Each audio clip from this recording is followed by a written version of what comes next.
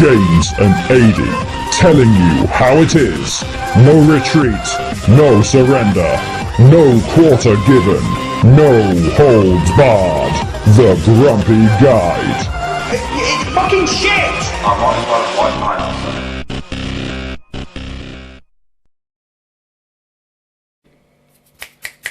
Did you see the same?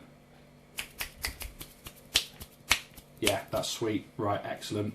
So I'm going to record. So, hello once again to the Grumpy Guide. I'm James. And I'm Adie. Today we are watching. The depressing thing about it is that when you introduce a Star Wars film, really you should be masturbating. Oh, and if anything, it should be flying everywhere like strings of webbing from Spider-Man's hands. Exactly. We should be going, oh, this is fucking amazing. This Star Wars. We're introducing the best film ever made. It's Star Wars, ladies and gentlemen. It's a fucking class film, and it just shits all over the originals. But sadly, the film that we're introducing and talking about today is, this burns my throat. I'll say it if you want. Go on. We are going to watch Episode 8, Star Wars The Last Jedi. Yeah, The Last Jedi. It's a shit title for a film as well. It's a shame it wasn't the last film after this one, to be totally honest with you. I was so fucking disappointed. Yeah, and what came after that one? Was it Rogue? No, Rogue One. Rogue One was in between 7 and 8. Yeah. Well, between. It's actually before Episode 4, but after Episode 3. Yeah, it is, because it ends with Leia saying "hope," doesn't it? That's or something. right. Yeah, that's right. Yeah, so we're waiting on another one now, aren't we? We are. I mean, I just literally watched Solo. Oh, okay. Which we need to talk about that as well at some point. I didn't mind it. Right. I'll be honest with you. Right. It's not as bad as people think. I haven't seen it yet, but we need to. We'll definitely talk about it. I mean, there's things in the movie that I wouldn't have gone with. Right. With what they've done, but it's fun. I don't think that guy should have played Solo. I think Chris Pratt would have been a better Solo. And they're saving Chris Pratt. I'm still a big believer that Chris Pratt is the person to take over Indiana Jones. Right. Well, I just think he's perfect. Do you know what I mean? He's the equivalent of a young Harrison Ford. Except with charisma, which Yeah. Harrison Ford does not appear to have. He's such a funny guy, such a dry guy, Harrison Ford, though, isn't he? He is. He has got a great sense of humour, but he's so difficult for people to kind of engage with because he says very little. Yeah, but what he does say seems to be relevant. Yeah. Or you can just tell that he just looks bored. Yeah. I think, the man's, 73 or something? Yeah, he must be. Like that. He's got to be in his 70s by now. I think he was born in, 1944. I don't know. Something like that. I just think now he's kind of like, I've had enough of this shit. Why am I still doing it? Yeah. Do you know what I mean? He never really struck me as somebody who wanted to be a massive actor. I don't think he did. I think he just landed that job. He was a carpenter on the set when I think it was... And he was doing some reading, wasn't he? He was doing reading for... He helped him out, didn't he? That's right, yeah. And then they cast him. Yeah. And it kind of went from there. But he owes his career, really, to Steven Spielberg. Yeah, he does, yeah. American Graffiti was one of his first films, I think, wasn't it? Well, it wasn't just that. It was the fact that Spielberg wanted to cast him as Indiana Jones. Right. George Lucas didn't.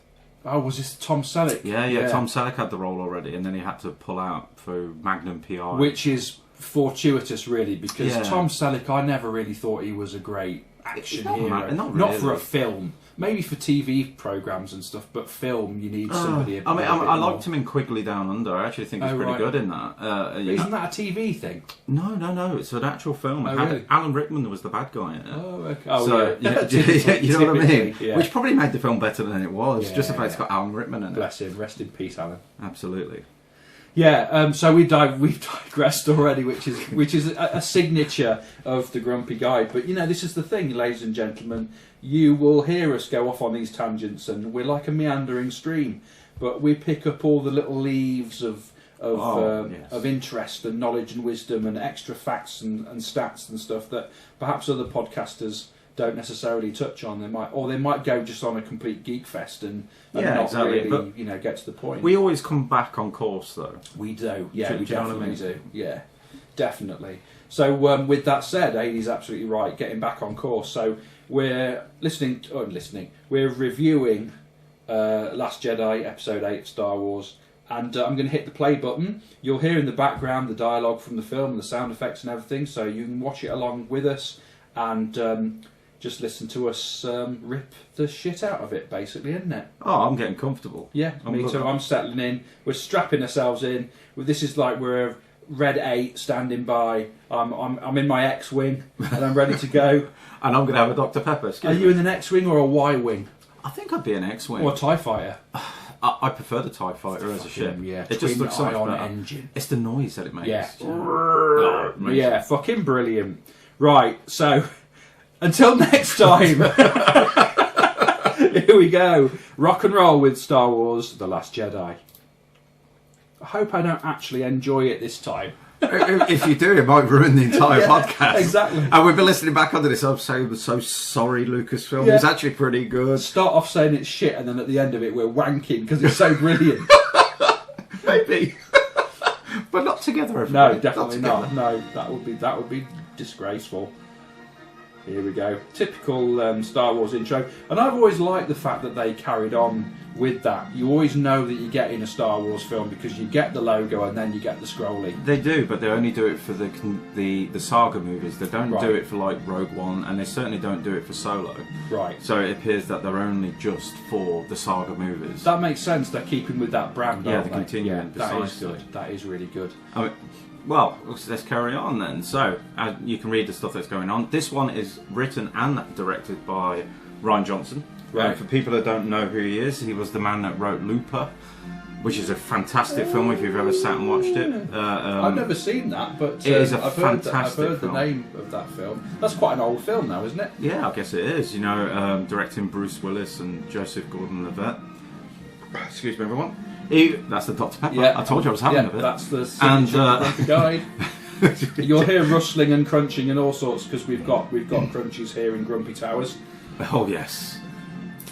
All we need now is a McDonald's at the back. Yeah. So Rian Johnson, the guy from Looper. I've got to say, I was excited when I heard his name, but when I watched the film, I was like, "What the fuck have you done, Ryan? What have you done?" Does this have any parity to his style in other films? Then do you see his signature in this? He's definitely got his stamp on it. Right. Definitely. He's obviously kept like this, for instance, the panning down to a planet. Yeah, I love that. They always do that. You know, it's going to always be a Star Wars thing.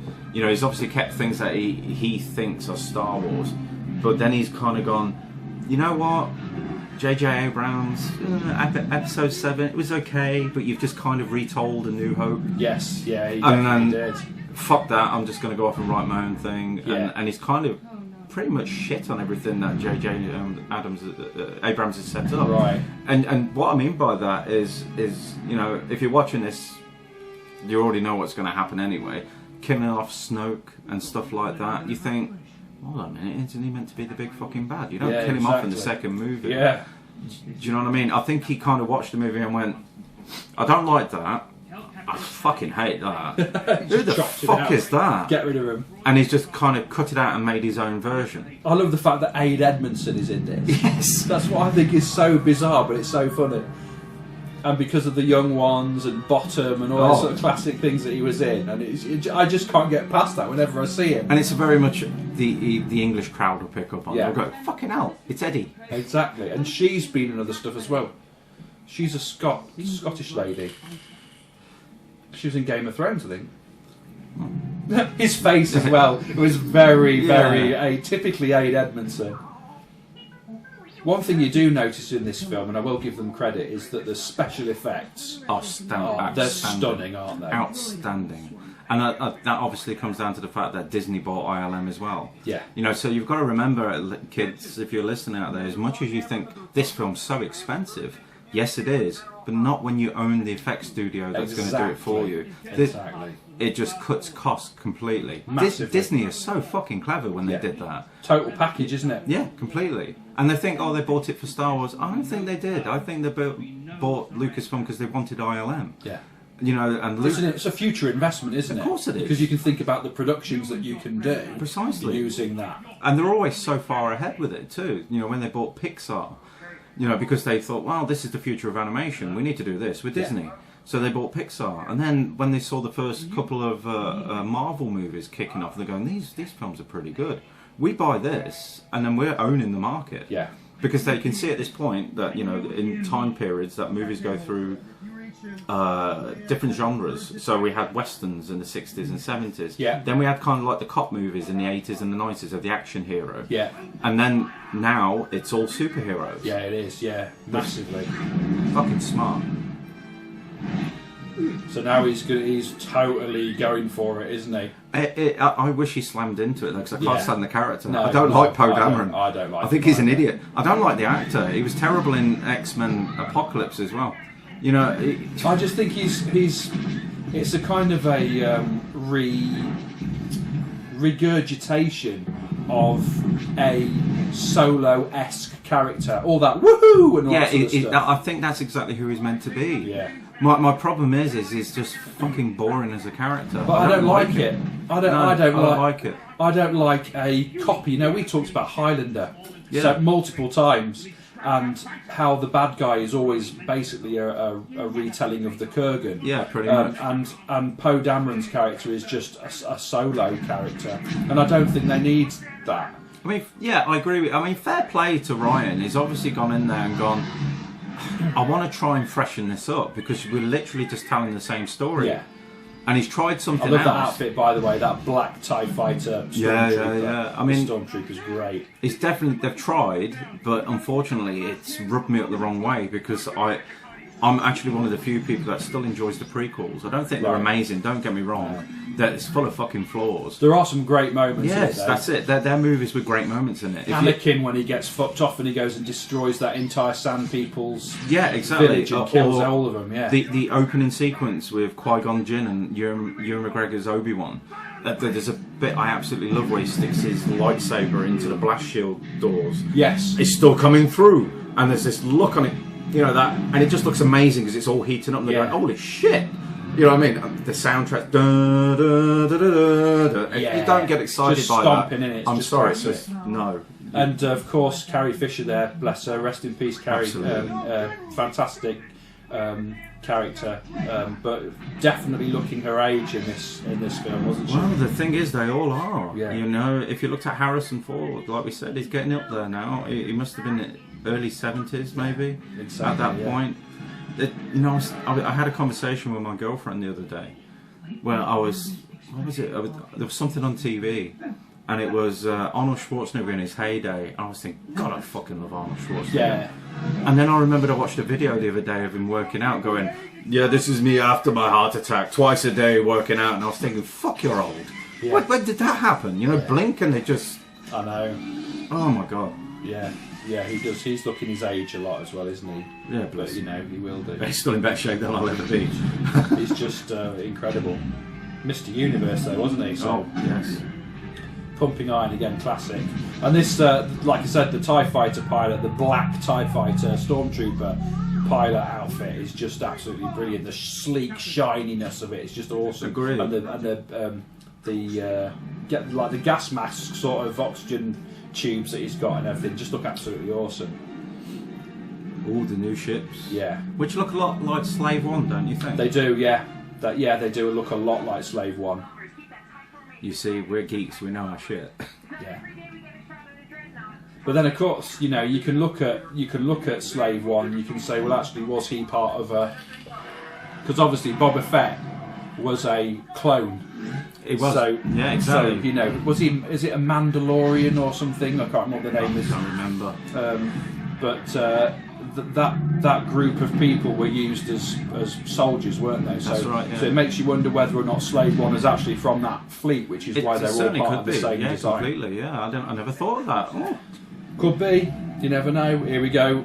But yeah, I mean, going back to special effects, you know, if you played these, you know, notwithstanding the content of the films, we know that this film isn't great, but if you compare this film special effects wise to what would have been considered the height of special effects in terms of battles like with The Empire Strikes Back and Return of the Jedi, these completely outshine them just in one scene. Just in look, absolutely, but I think the difference was there, the birth of special effects came with that movie. Yes, oh, yeah, this huge. type of special effects. The whole travelling mat thing was Yeah, done much absolutely. better.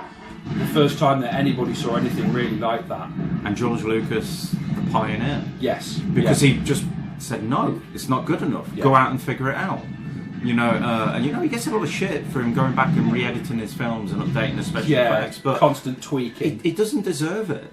At the end of the day, it's his fucking movie. If Yeah. he's not happy with how it looks and he now has the technology to go back and sort it out, fucking let him do it. That's a good point, actually. That is a very good point. I mean, no one slated Ridley Scott for producing the final cut of Blade Runner. And how Or the many cuts of that directors. movie did he actually make? Loads. There's about 5 or 6 cuts of that film. I know. It's like he can't stop tinkering, Yeah. and there's nothing wrong with that. I think he's left it alone with the final cut. I think think he rested it and said the final cut is how I always wanted it to be, and he did well with that. There's a few things in it that I think were a bit clunky, but ultimately it was I enjoyed great, the sequel. Great work. I thought the sequel was really well put together. Okay, we'll talk about that in another Can one you as tell by that dissentful voice that James didn't like it? well. I did. I actually did enjoy it, but for me the pace was too slow, and it was overly, for my sensibilities, slightly overly noodling.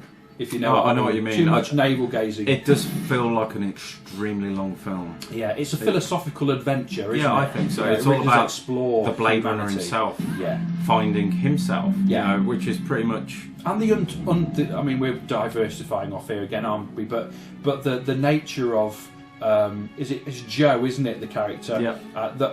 who he thinks he is compared to who he really is, Yeah, and exactly. who we as the audience think he is, and then we're enlightened, right? You know, Which is the exact play on what they did with the original. Yeah. Was Deckard a replicant? Evidently, by the sequel, you find out he wasn't. Yeah. But you think he is by the end of that movie. exactly. Clever. But what's weird about it is that Ridley Scott, for Blade Runner, was really clear that Deckard was a replicant. So why did he change his mind? I don't know. It doesn't make any sense unless there was a. I think maybe he reverted back to the original Hampton Fancher storyline and perhaps became more closely associated with that for that story. I'm not sure, but we can tell that this film isn't gripping us as a Star Wars film because we're talking about Blade Exactly, and let me tell you, everyone, when I went to the cinema, I was so fucking looking forward to this movie. I was glued when it first came on. Yeah. I was the same with Highlander 2. Yeah. The opening credits. I'm going to grab some crunchies. Does anybody else want anything? If you want something, you can't come here, but if you want to, just quickly run out into your cupboards, grab some stuff, even if it's just a bit of carpet, whatever you can grab. I love that Dreadnought class Star Destroyer, though. I thought that was a very clever idea. Yeah. But got rid of a bit too early, It, Do you want anything to... oh, I'm okay at the minute, me old mate. I'm just going to crack some stuff open and just have some stuff open so we can... Holy shit, they're brownies. I might have said that. You see that? Brownies. I'm going to have brownies. I'm not saying no to a brownie, especially a chocolate brownie. Line up some crunchy things and then we can just dip in, can't we, as we're talking? Oh, yeah. Which is And here he is, Snoke, played by the brilliant Andy Serkis.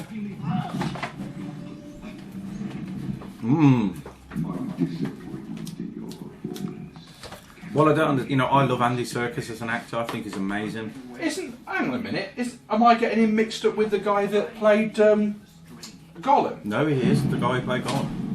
That him? Fuck off. No, that's Andy But Serkis. he's normally bulky. He's quite a heavy set guy. Yeah, but that's a CGI character.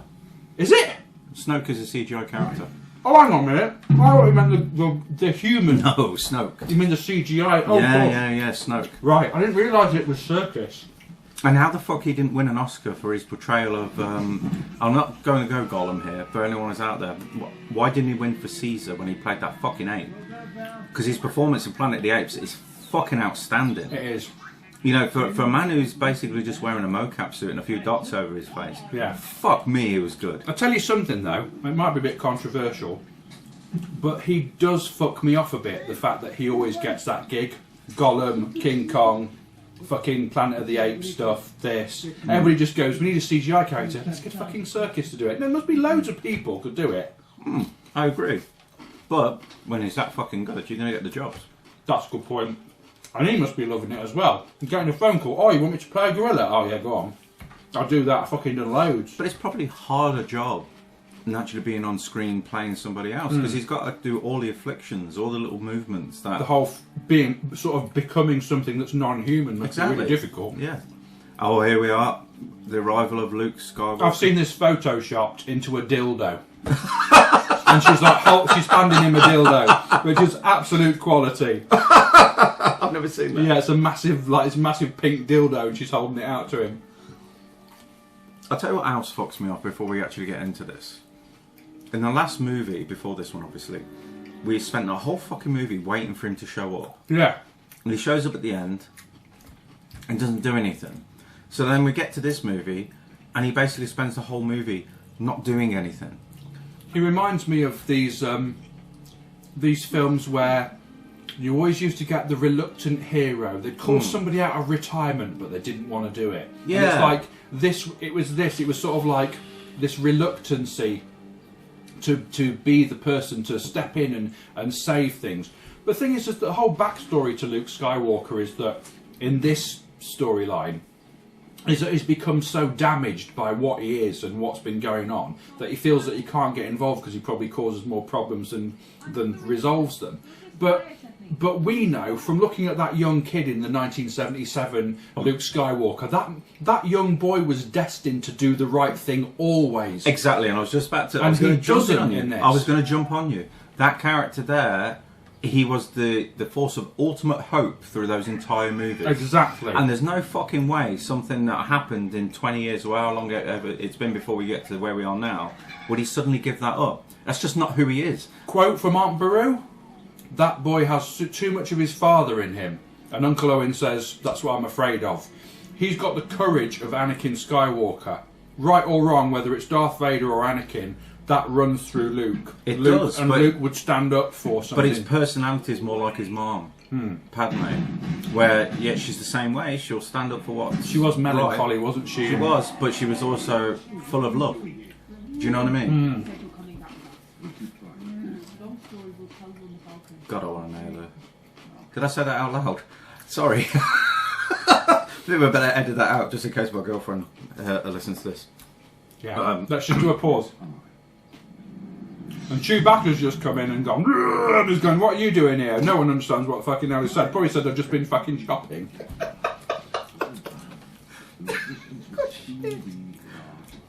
We can cut it out. I'll just mute you on that bit. It just came out. And that outfit looks gay. That's like a low budget Darth Vader outfit. That's exactly what it's meant to be. You know, obviously his grandfather had a big helmet. and on his head. And these days he's got a very little one. His helmet should have been purple. He's such a fucking dickhead, isn't he? It's such a shit character. It just doesn't do anything. And the voice. Oh, that's. Oh. Kylo Ren. I think Snoke wants to get the fucking decorators in. How boring is that place? I know. It does look quite cool though. It's very 80s, that black and red. Very minimalistic. Yeah.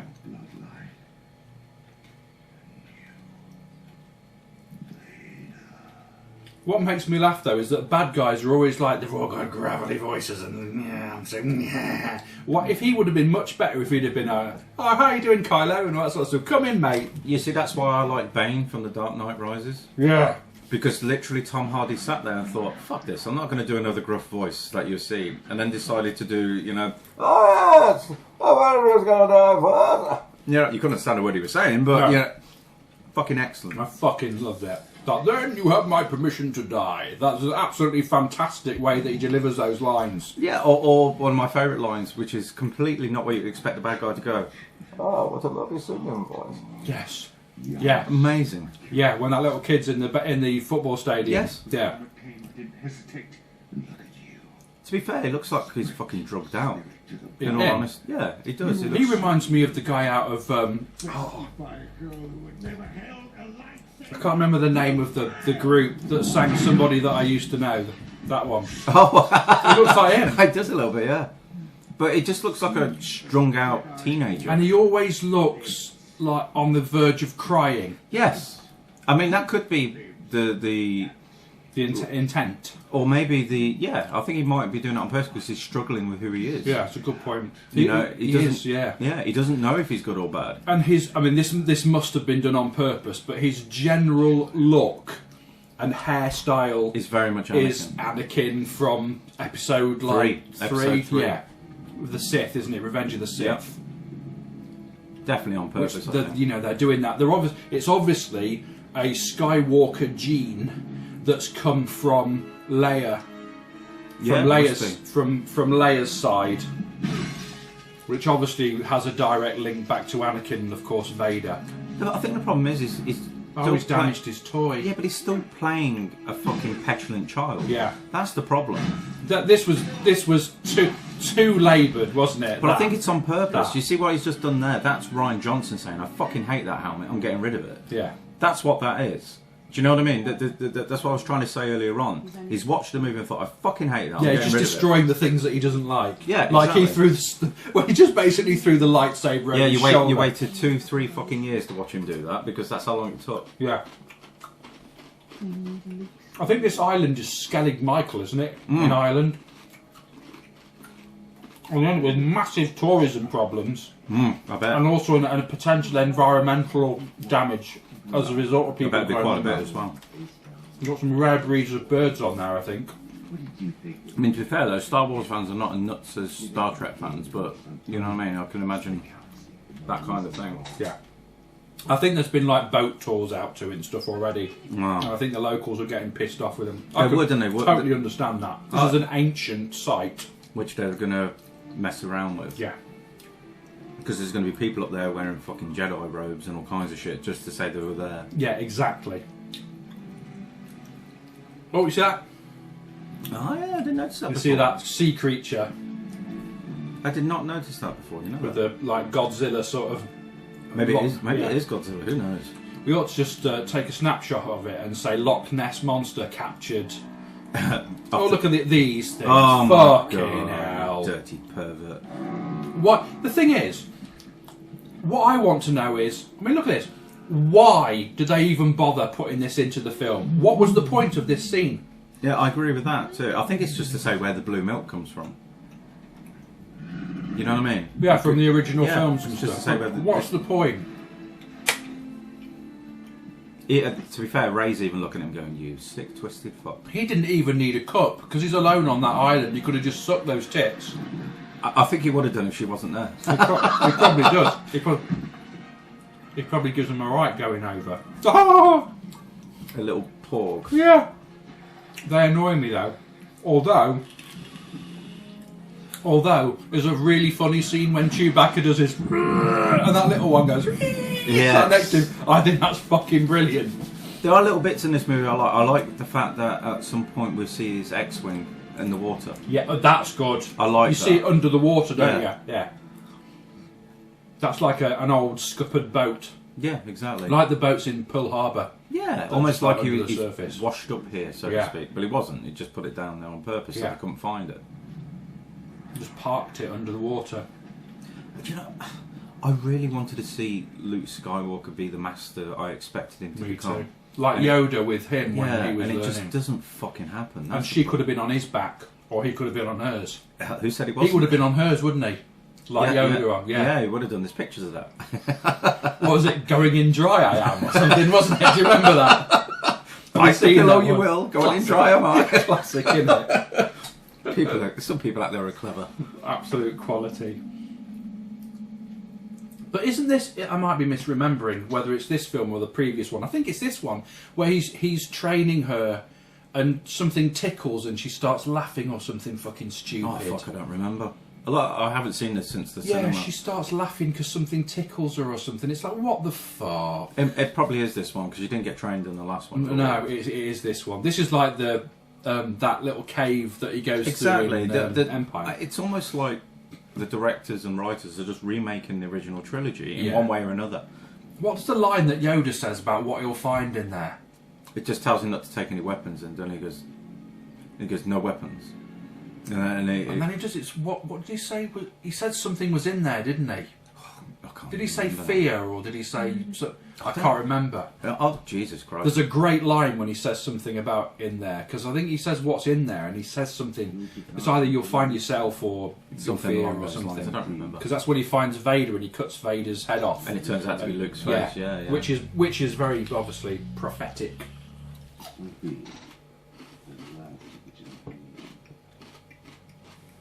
I like the fact he says that Jedi is a religion. I don't think it is. It is though. I don't personally like to see it that way. I always thought of them as like the Samurai. Yeah, like the police of the galaxy. That's how I thought. You know, they were born with these gifts. Yeah, but they have the Force, don't they? They believe in the Force as being this all-powerful. They do, but that's very religious, I guess. Yeah. But there's also other people who are not Jedis that also can pick up on the Force. They talk about it in the film. That's a good point. The resistance, aren't they? Maybe these are like disciples then, more than Jedi warriors or whatever you want to call them. He just looks so pissed off in this movie. I feel sorry for him. He actually said in an interview, at one point, he says, I actually said to Rian Johnson, I fundamentally disagree with everything you're doing with my character. And it's online, you can watch him say it. He wasn't happy. No, and I agree with him. You know, he's kind of gone back on it now. Now, you know, he's like, oh yeah, cool. What he should have done then is just go, well, I'm not doing this. And they'd have to change his part. Yeah. Because Because there's no way that Ryan guy is going to go, right, fuck off then. Because you can't cut Luke Skywalker out of this story. Because I think if he even tried, Disney would say, what the fuck are you doing? Yeah. So why didn't he do that? Why didn't he just stand up for his principles and I say, think oh, maybe, we need a if you rewrite think about on it, this? you know, Mark Hamill's not gone to the heights he should have, in my opinion, because he's a wonderful actor. He really is. You only have to see like his performances, even in just voice work, as the Joker, and he played the trickster in The Flash from the 90s. Right. He's a wonderful actor. Oh, he's great. Cockknocker. Oh. And Jay and Silent Bob Yeah, Strike absolutely. Back. Fucking brilliant. And he commits. That's Yeah. what I like about him. He's such a committed actor. I love Cockknocker, the character's brilliant. With his one big massive hand. Wonder what he does with that. Exactly. Oh, she's got a migraine. She should not be sitting next to that if she's got a migraine.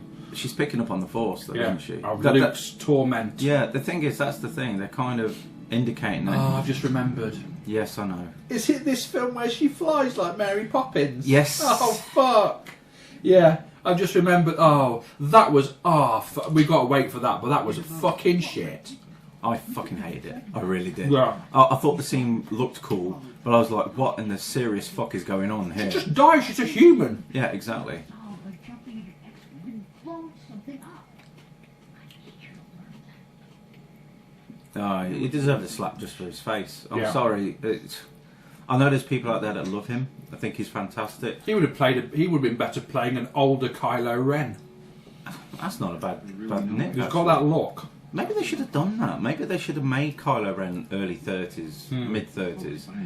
You know what I mean? Set the film a bit further back. And Finn's a load of bollocks, isn't it? Finn's a character that doesn't need to be here. This whole movie is spent trying to find something for him to do. You could just take Finn's dialogue and put it into C-3PO, and it would have Pretty made much. no difference. There's no reason for him to be... It's a trap! Admiral Akbar. The one thing I do love is that they haven't gone back and CGI'd him. They're still using proper makeup. Exactly. You need to make sure that look is maintained. Yeah, exactly. Otherwise, people will just go, fuck off. It's like if you did a CGI Chewbacca.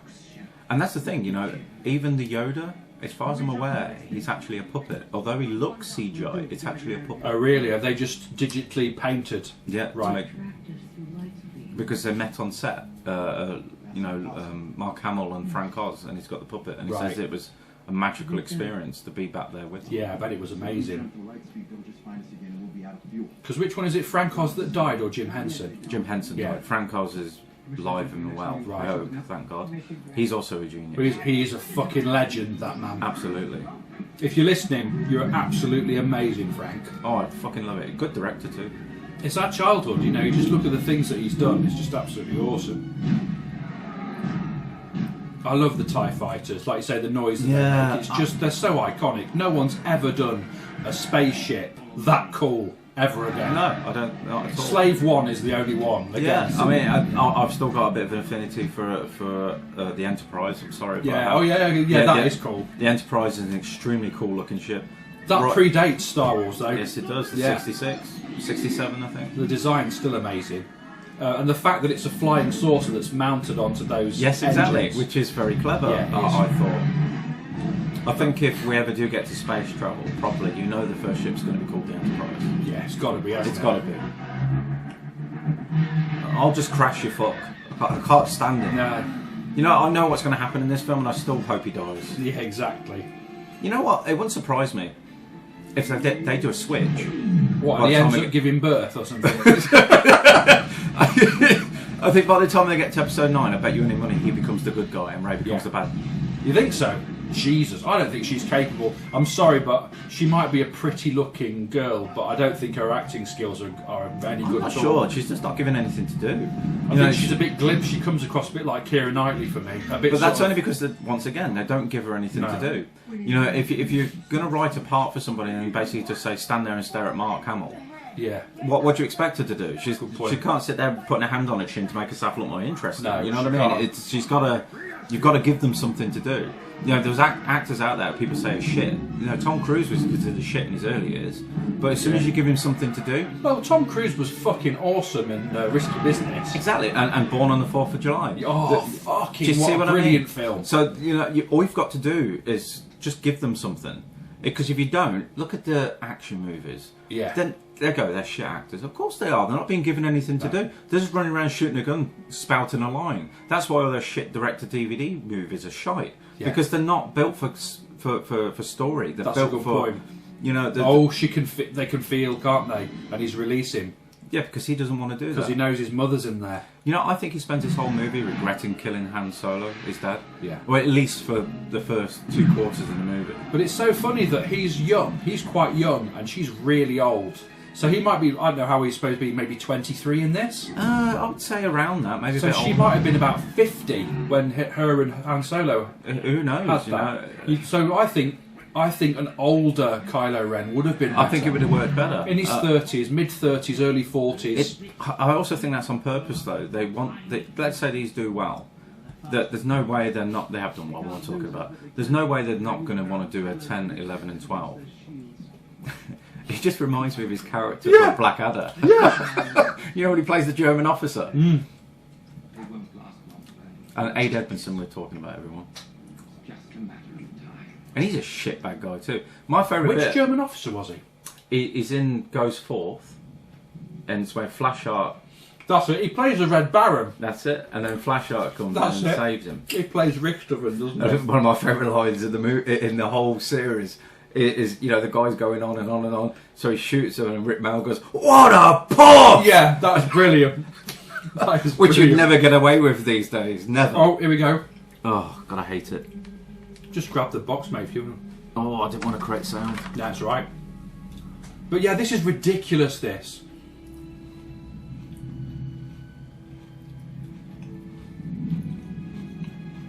It's just...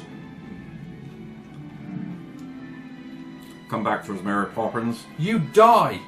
You would die. The thing is, the whole point of this is, if Jedis can do that, why do they need spaceships? Agreed. It's I ridiculous. can only assume that she's holding her breath, if I'm honest. You but- can't hold your breath in space. There's no balance because there's no atmosphere. So you would just go and you'd freeze. Ah, You'd just die straight away. I'm actually wondering how they're going to explain in the next one, because obviously, bless her, she died. Yeah. You know, how are you going to continue it on? I think that's why Ryan Johnson said, "Fuck this, I'm out of here." Yeah. Or maybe it wasn't his choice. Maybe, you know, Lucasfilm sat and watched and thought, "What the fuck has he done?" Did you see the only He's person- roasting the chicken. I fucking. It's the pork, isn't it? Yeah. He's a great character. I love Chewie. Don't you just love Chewie? Poor little things.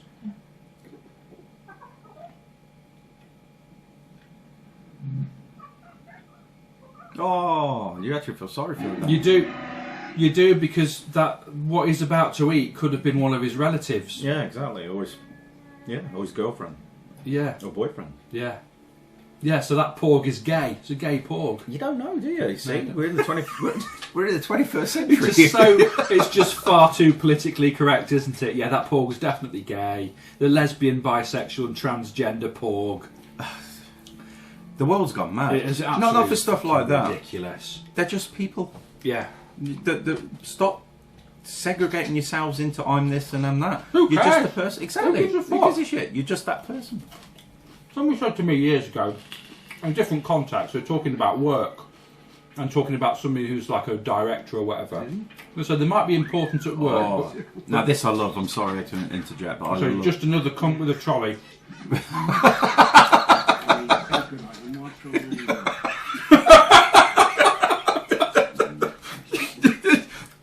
I'm sorry, but this really tapped into my childhood.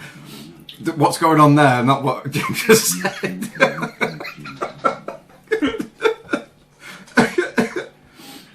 There we go.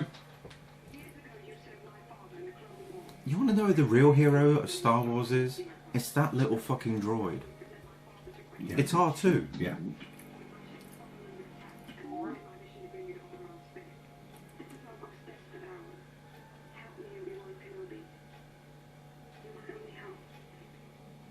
Oh, you know, they missed the fucking boat on this one. Why didn't they get Ewan McGregor in old man makeup? He said, "Who is she? She's beautiful," didn't he? When play it again, and he can't. I'm afraid it's from his old memory banks or something. Yeah, Yeah, exactly. I will teach you the ways of the Jedi. They did miss the trick though. We should have had Ewan McGregor as old Obi-Wan Shaw Yeah. in this. I'm sorry, they should have done as a Force Ghost. That would have been awesome, wouldn't it? Yeah, it would. I know we got Yoda back, and that's amazing. Don't get me wrong, but the one good thing that came out of those prequels, Ewan McGregor as Obi-Wan Kenobi. I've forgotten completely about Yoda in this. Is Yoda Ghost Yoda? Yeah, his Ghost Yoda's dead. Of course he is. I've forgotten that Yoda was even in this. Oh, that's what's his Niem Num, isn't it? Yeah, Save your sorrow for after the fight. it's full of nostalgia. Yeah. These movies, and I'm just wondering if the nostalgic properties were played out in the last movie. This is like the old scene when they said many Bothans died to get us these plans or whatever. And you was, saw it wasn't in Rogue One. That was Mon Mothma, wasn't it? Yeah, That says yeah. that. And you, See, we know our fucking shit. That is Laura Dern. I know Jurassic Park herself. Yeah, she's also the daughter of Bruce Dern, the actor who played the guy in the fantastic film Silent Running. Oh my god, That's her dad, Bruce Dern. Have you seen Silent Running? I have. Fucking awesome film. Downtrodden and The only thing I thought when I was watching this movie when she showed her was how fucking long is her neck? She looks like a giraffe. Yeah. And I think it's because of the clothing they put on her. Yeah, I think you're right. You know, so that's not a knock against Laura She Dern. was also the blind girl in must survive. Mask with what's his face, Eric Stoltz. Eric Stoltz and Cher. That's a wonderful That's film. the blind girl. That is a really wonderful Laura film. Dern plays the blind girl Oh my that he God, falls in love really? with. Yeah, the one that he explains what clouds are like when he gives her the Yeah. cotton wool. I know which bit you're talking about. Yeah. That film's sad. It is. Especially when He dies and she takes all the pins out of Yeah. the map and says you can go anywhere you want now, Yeah. which is fantastic. Yeah. A fucking brilliant film. I haven't watched that for years. And if you haven't watched Mask, watch it. Not The Mask with Jim Carrey, but Mask. It's fantastic. Eric Stoltz, fucking brilliant. And Cher is his mother. Cher, fantastic Oh, actress. she nails it Yeah. in that movie. I didn't think she was a very good actress until I watched that Oh, movie. she's fucking amazing in that, isn't she? Yeah. My commander, right? You see, we know our Cher. Oh, absolutely. Promote you for your dreadnought plan. And her purple hair I don't think worked. No, me either. She didn't need it. I honestly wanted to see her come back for one of these Jurassic World sequels. Mm. You know, they brought back Jeff Goldblum for the latest. I want to see him back full time. He's a legend, isn't he, Jeff Goldblum? Who doesn't love Jeff Goldblum? If you want to know how brilliant he is of recent times, just watch him in Thor Ragnarok. He's fucking amazing in it. He's up there being Goldblum. You know what I mean? Right. If you know what I mean. Yeah. The only person in the world that could do what he does and make it work. Yeah. You know, Where he's just the same, but you just like Woody Allen was always Woody Allen. Yeah, exactly. You knew what you were going to get, and if what you were going to get was what you liked, you didn't care. There was the same character style. Exactly. But he fucking annoys me, this Finn, and I'm not being racist. It's not anything to do with the fact that he's a black guy at all. It's the character. It's just his fucking character. It's And got- I think it's it's got actually nothing to do. unfortunate that they gave that character to a black guy because there are so very few black actors in this film that they gave a shit role to a black guy. They should have given a shit role to somebody that actually could have been excised easily from the film and given a more poignant, important role to a black character, I think. It's time that we need to give some leading roles to to black people, to Asian people, Indian people, as well as Chinese people. You don't see them there as Exactly. Bruce Lee was. It's ludicrous to think that other than people like Jackie Chan and some of the Chinese films like House of Flying Daggers and Crouching Tiger, Hidden Dragon, which are seen as kind of art house films and not so much mainstream, that you don't ever really see Asian heroes at all. If you do, it's either martial arts or it's something that they've made themselves. Agreed. Bruce Lee was the only, and it's like I said, it's ludicrous to think that in 45 years since At Enter the least. Dragon, that Bruce Lee is probably the only person that was able to cross that bridge from Chinese art house or just Hong Kong Chinese cinema, Hong really. Kong cinema into mainstream Hollywood and be up there with the best of them. It wasn't just that. It came along at a point where it was something completely new. You know, that America wasn't ready for, I don't No. think. You know, if you think, Hong Kong cinema is very young. It's only been going since, what, early 60s, maybe? Yeah, probably that. Those, yeah. those type of movies. Well, before that, but they were more kind of just seen as just kind of entertaining things to see at the cinema. Yeah, rather and then than along being comes big this- blockbusters. What would it be, 28? But when he hit Hong Kong to do that, and then he, you know, because he died at the age of 32, he wasn't around that long. He was only in his late 20s, very early 30s when he Yeah. went back and worked for. Was it Raymond Chow that he worked That's it, for? Raymond yeah. Chow with the Big Boss. Yeah. But to me, his best film was still Way of the Dragon. That film's amazing. Where Dragons Call. Where It's, the it's Dragon- just such a shame that you know he never really got to see the fruits of his success. Really. Yeah, absolutely, because it was Enter the Dragon where he just got launched. That's when he broke Hollywood. He broke the Yeah. mould, Yeah. full stop. And then it was just like flooded with really shitty martial arts movies Yeah. until the arrival properly of Chuck Norris. Yeah. You know, with But again, somebody that was already on there fighting him in Where the Dragon. exactly, because they were friends. They were Yeah. friends. According to Chuck, they used to spar. You know, off screen, obviously, and stuff like that. He So- did that with Steve McQueen. He did it with what's his name? Coburn, James Coburn. They're all a group of them. You know, all good friends. and they could all see what this man was going to become.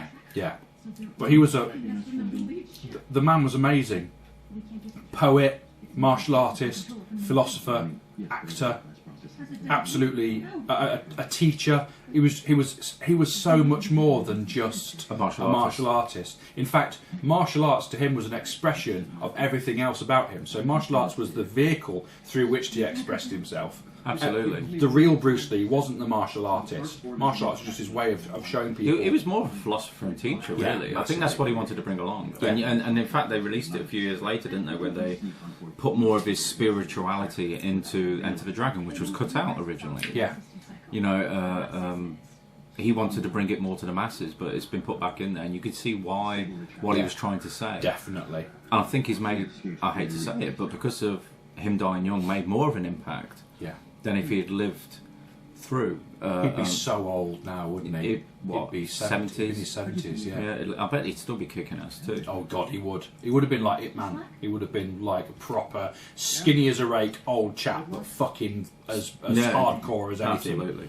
Because for that sort of martial arts, the older you get, and the more if you keep it up, and the more experienced you become, the so much more existential the art itself becomes. It's consistent learning. Yeah. They never stop learning. Exactly. You know, I remember watching a video of an 89, 90-year-old martial artist Wow. who had all these young people trying to take him down. He was just making small movements. Yeah, and yeah. he's just flying. Yeah. These people are flying all over the place, and he's not even doing Yeah. anything. And you think, fuck me, that guy must be absolutely amazing. Yeah, and if we draw a parallel between that you've just said and Star Wars to get us back on track, Yeah. Yoda is the epitome of that because he becomes older and smaller and yet more powerful. And he basically says that in what is it, episode 6? Or no, sorry, in Empire Strikes Back, where he literally turns around and says, Oh, judge me by my size, dear. Yeah, Yeah, judge me by my exactly. size. Yeah. Fantastic, and of course we've gone off on a tangent, But that happens you know, a lot with us when we're watching a film that we don't like. Yeah, we're trying to keep everything entertaining for everybody else. Exactly, and we're moving into different areas that are still really roughly associated with the whole ethic. You know, I think that's the only way you film. can do it. I mean, you'll hear boredom if you're just concentrating on the movie. Yeah. Because, you know, I will shit on this film to the day I die, but if I'm not interested in what I'm watching, then it's just going to be a lot of dead air. But isn't it a shame? Yeah. When you think about the weight of resources that this film had behind it. Oh, absolutely. I mean, you just think about what you could do with the serious budget that this would have had. If they'd have just given us those funds, if they said, I don't know what the fucking budget was for this. What do you reckon? 200 million or At something? least mental? above, maybe above. If they'd have gone, boom, there you go, here's $300 million, James and Adie, make the best film that you can with it, we would just be like, fuck. And then we'd have a long think about it, and then we would smash it. I think the fundamental changes for me is, yes, they're just trying to pass over that Rey's got to be the hero, it's a new generation. Nah, fuck that. Luke Skywalker would be the hero for me. Yeah. You know, He's never really had his moment. It does kind of later, but it's not really there. You know, No, but even in, I mean, if you look at all of the films, he's never had a the massive only bit. real moment where you just go, yeah, is where he defeats Darth Vader. Pretty and much. ultimately that's him saving his father, not Yes. defeating I anybody, agree. but saving his father. So it's an act of kindness. That battle is an act of kindness and a display of love. Whereas in all of the other subsequent films, Luke doesn't really ever get a chance to kick some serious ass. No, he doesn't, and that's the thing that really fucked me off. Although they tried to give you a scene later on where he's showing how fucking Adie is, well, he's not. He's not even fucking there. No. So it kind of defeats the purpose to me. I would love to have him actually to have been there, Yeah. and do exactly the same thing he did. You know, like in The Matrix with Neo, when he just goes no, like that, and just It and stops all the stops bullets. everything. I'd love Luke to just walk into absolute chaos, Yes. and just be able to just fucking control everything. So people who are about to hack at each other, he was just able to stop them with the Force, so they like fighting against it Yes. and stuff. That would have been amazing to display the Force as being a force of peace and to stop people who are opposed to each other from fighting. And get them to withdraw their weapons. Yes, absolutely. That would have been, but for a whole army to do that, for him to control all of that, to down ships, to stop the lightsabers and the guns from pointing at each other, and just chill the shit everything down. And that would have been fucking amazing. Just to stand in the middle of it all and be the eye of the storm would be Really? absolutely incredible. And they missed that. These are ridiculous. They just look like fish. fish nuns. Didn't he catch one of those earlier on and eat it? I think so. Yeah. It looked like one of them, didn't it? Except they didn't have legs. It's just mental, isn't it? They're just this connection shit between Rey and Kylo Ren. No. Now, when that first happened, I thought it was a misdirection, and they're actually twins. That was my Right. first thought. But then I would have thought that That they were Leia- destined to fuck. yeah, at some point. Yeah, and bear a son. You know, who would be like, very Roman, wouldn't Yeah. it? Would it be very Roman if that happened? Yeah. Because that's what they used to do. they did. You know, pure blood. The so to whole speak. elite, the Yeah. political elite, shagging Exactly. each other, and yeah. But I would have loved the. I think it would be great if they made her a lesbian. Oh, that would be really, really quite impressive, wouldn't it? Yeah. That'd make a hell of a statement, wouldn't it? It would, but I want them to do it for my own purposes. I'm not bothered. Oh, a mosaic. But yeah, I just think that a bit of scissoring going on or something in an X-wing. That would be quite good. That would be a different film though. But I don't know where she got her accent from. And guys, you know, we're British. You listen to us. We're British. We're English guys. We've got an English accent. So has she. But practically everybody else in the Star Wars universe has an American accent. Pretty much, actually.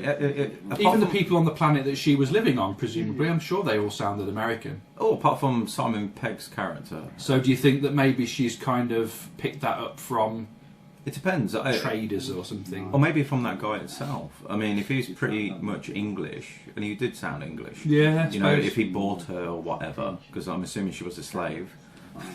And, you know, I don't know what I said. Yeah. But she's pretty, don't get me wrong, she is pretty. With her hair down, I think she'd be much prettier. Daisy Ridley's, I think she's I really... don't like the straight back look. I've actually don't always like been that. a fan of girls that pull their hair back. You do? I do. I like that. I don't like that. You know, the Lara Croft look. I don't like it. I like my women to have Yeah, not me free-flowing personally. hair. I like that. That's ridiculous. When she goes, ow! You meant reach out. Ow is not a... what does he say? Oh, I'll try again. is it ow is not a Kia in this dojo? What's that from? Mr. LaRusso. Oh shit! I don't remember Karate Kid. Karate Fuck Kid that. 3. I He am- goes ow when he kicks that board, doesn't he? Man can't stand, he can't fight, and all that sort of stuff in Karate Kid 3. I fucking love those films. But look, she's got makeup. She's literally got makeup. So at some point, a Jedi trainee warrior has gone, oh, a bit lippy. Bit lippy. She wants to look her best. It's mental. It feeds new life. Ooh. Warm. Cold. Why would she suddenly start talking like that? Or is that not her and that's actually the Force speaking? Maybe. Balance. You know? And between it all, Balance. That. Energy. When she shakes her head, she goes, balance. Like that. It's just so over the top. You can tell that she's been to RADA or some fucking drama school Oh, man. where they teach you how to be a tree and all that sort of shit. That same I hate that look. The pouting. It's just the I'm so at one with everything, and look at my eyelashes and everything. Maybe she's born with it. Maybe it's Maybelline. it's that shit, isn't it? I honestly think she watched a lot of Keira Knightley when she was younger because she's pouting all Yeah. the time. Yeah, she is. But you know, like I said, don't get me wrong. I think she's a pretty girl. I think she's a good actress, actually, That but- doesn't cut it. I think her acting in this is shit. That could be a lot. balance. Once again, I think it's because of what she's been given to do. Yeah, it's Or just maybe bollocks, isn't it? maybe Ryan just didn't. It's pull it back a bit. underutilisation. Yeah. You're Yeah. right. It's what they're given, isn't it? Yeah, You can't exactly. blame an actor for having a shit script. Agreed. And you see, actors interpret what you give them. Yeah, if you put fucking what's his name? Ah, fuck, I can't remember his name. Lewis Hamilton. If you put him in fucking Del Boy's three-wheel van and then blamed him because he lost the Formula One, Yeah. right? That's the same as blaming an actor for having a shit script, isn't it? Absolutely, yeah. I mean, you've seen so many actors that are really good actors. Nicolas Cage is an Oscar winner, but look at the shit he stars in now. It's because people always cast him in films with the shit scripts. He's never given anything really. I mean, Well, he chooses to do them. You know, I'm assuming he had tax troubles. I think. Oh, he had did he? So he's accepting every movie that's given to Allegedly. him. Allegedly. this. Oh, Before, and then sorrow. there's too much reluctance in this film. Oh, I've got all the power, but I don't know if I want to use it. Just fucking use it. Just go and kick some ass. That's what I'd do. I wouldn't even bother going to see Luke Skywalker. I'd go, fuck it. I'm getting That's the another lightsaber. thing I don't like about this is that he's made out that he was going to kill his own fucking nephew. Yeah. I don't think he would. No. I don't care how bad he thinks he's going to become. If if he got to that point, he'd throw his lightsaber to one side and say, I'm not doing it like he did with his father when the Emperor said. Exactly. kill He him. spent 3 movies trying to make his dad, well, 2 movies when he found out, trying to make his dad good. There is Do you good in really you, I think, feel it. Yeah, I sense exactly. it, yeah. Do you really think he's going to suddenly give up on his nephew just Yeah. because he's got a bit of a Exactly. temper? Is it Peter Mayhew? Yeah, Peter Mayhew playing Chewie. Fucking brilliant. Oh yes. That guy is a gentle giant as well, isn't he? Literally, absolutely. a really nice guy. And it's obvious to me. I can't remember what I was going to say, but it's obvious to me that Luke. The whole thing about killing his nephew. Yeah, that's it. Yeah, ultimately, it's Luke's fault why fucking he goes off on one. Yeah. Because he woke up, and I don't blame the lad. He woke up to see his fucking uncle standing over him with a lightsaber. Yeah. You know, of course he's going to flip out. You think he's going to suddenly go, "What are you doing, uncle?" Of course not. He's Well, gonna- you know, this is what you were saying about the Romans. Is actually a good parity in there with the fact that they did shag each other, but they also murdered each other as Of well. course, the Borgias and stuff in all for Italy power, and stuff. yeah. It was all about that, and you know, you've picked up on that. That's really. They are part of that sort of class, aren't they? They're in Absolutely, the yeah. elite. And that's the thing, you know, all not the Jedi's, but the Sith at least look down on everybody. We're better than you. Yeah. You know that, and that's exactly what. But ultimately he's part of the elite anyway because he's Yes. the son of a princess. Absolutely, So really, he's a prince. he is indeed. Yes, I am. He's the artist formerly known as Kylo Ren. But he's always got that That's a little, deep cuts reference. That he's is. always got look about him. He's like, He always looks upset. butt hurt is the phrase, isn't it? Oh, yes. He's just like total butt hurt all the time. I honestly believe. Bit of spunk on his glove. That was just like Doctor Who. I expected to see the TARDIS come spinning out of that. Every time I watch something like Independence Day or something where there's a big alien invasion movie, I sit there and go, fucking hell, the Doctor would have sorted this out in 45 minutes. You'd expect him to turn up, innit? Do you know what I mean? I do, honestly. I remember watching Independence Day and said to my brother at the time when we were in the cinema, says, oh, the fucking Doctor would have sorted this out. Can you imagine that? It'd be amazing. I don't care who if you love Doctor Who or if you don't, or whoever your favourite Doctor is, but having someone like Capaldi stroll up or David Tennant as the Doctor. Just appear and go, they're the Vendosians from Splonkata 6. Yeah. I know how to defeat them. We'd be like, what the fuck's happening here? It'd be Who's that amazing. bloke with the scarf? It'd be amazing. Yeah, it'd be awesome, wouldn't it? Speaking of that, I've just bought the first series of Tom Baker's Doctor Who. Fucking It's coming legend. out. It's coming out on June the 18th. It's not that expensive. Got the Blu-ray. Oh, I reckon I might get that. I think you'll have to. It's his first season because it's so good. Is isn't it? Teela in that? Is that No, it was still Elizabeth Sladen. Is that the one with the robots of death in the first The series? robot, yeah, the giant robot. No. But that's a great episode as well. The massive robot. That's his first episode. What about the robots of death?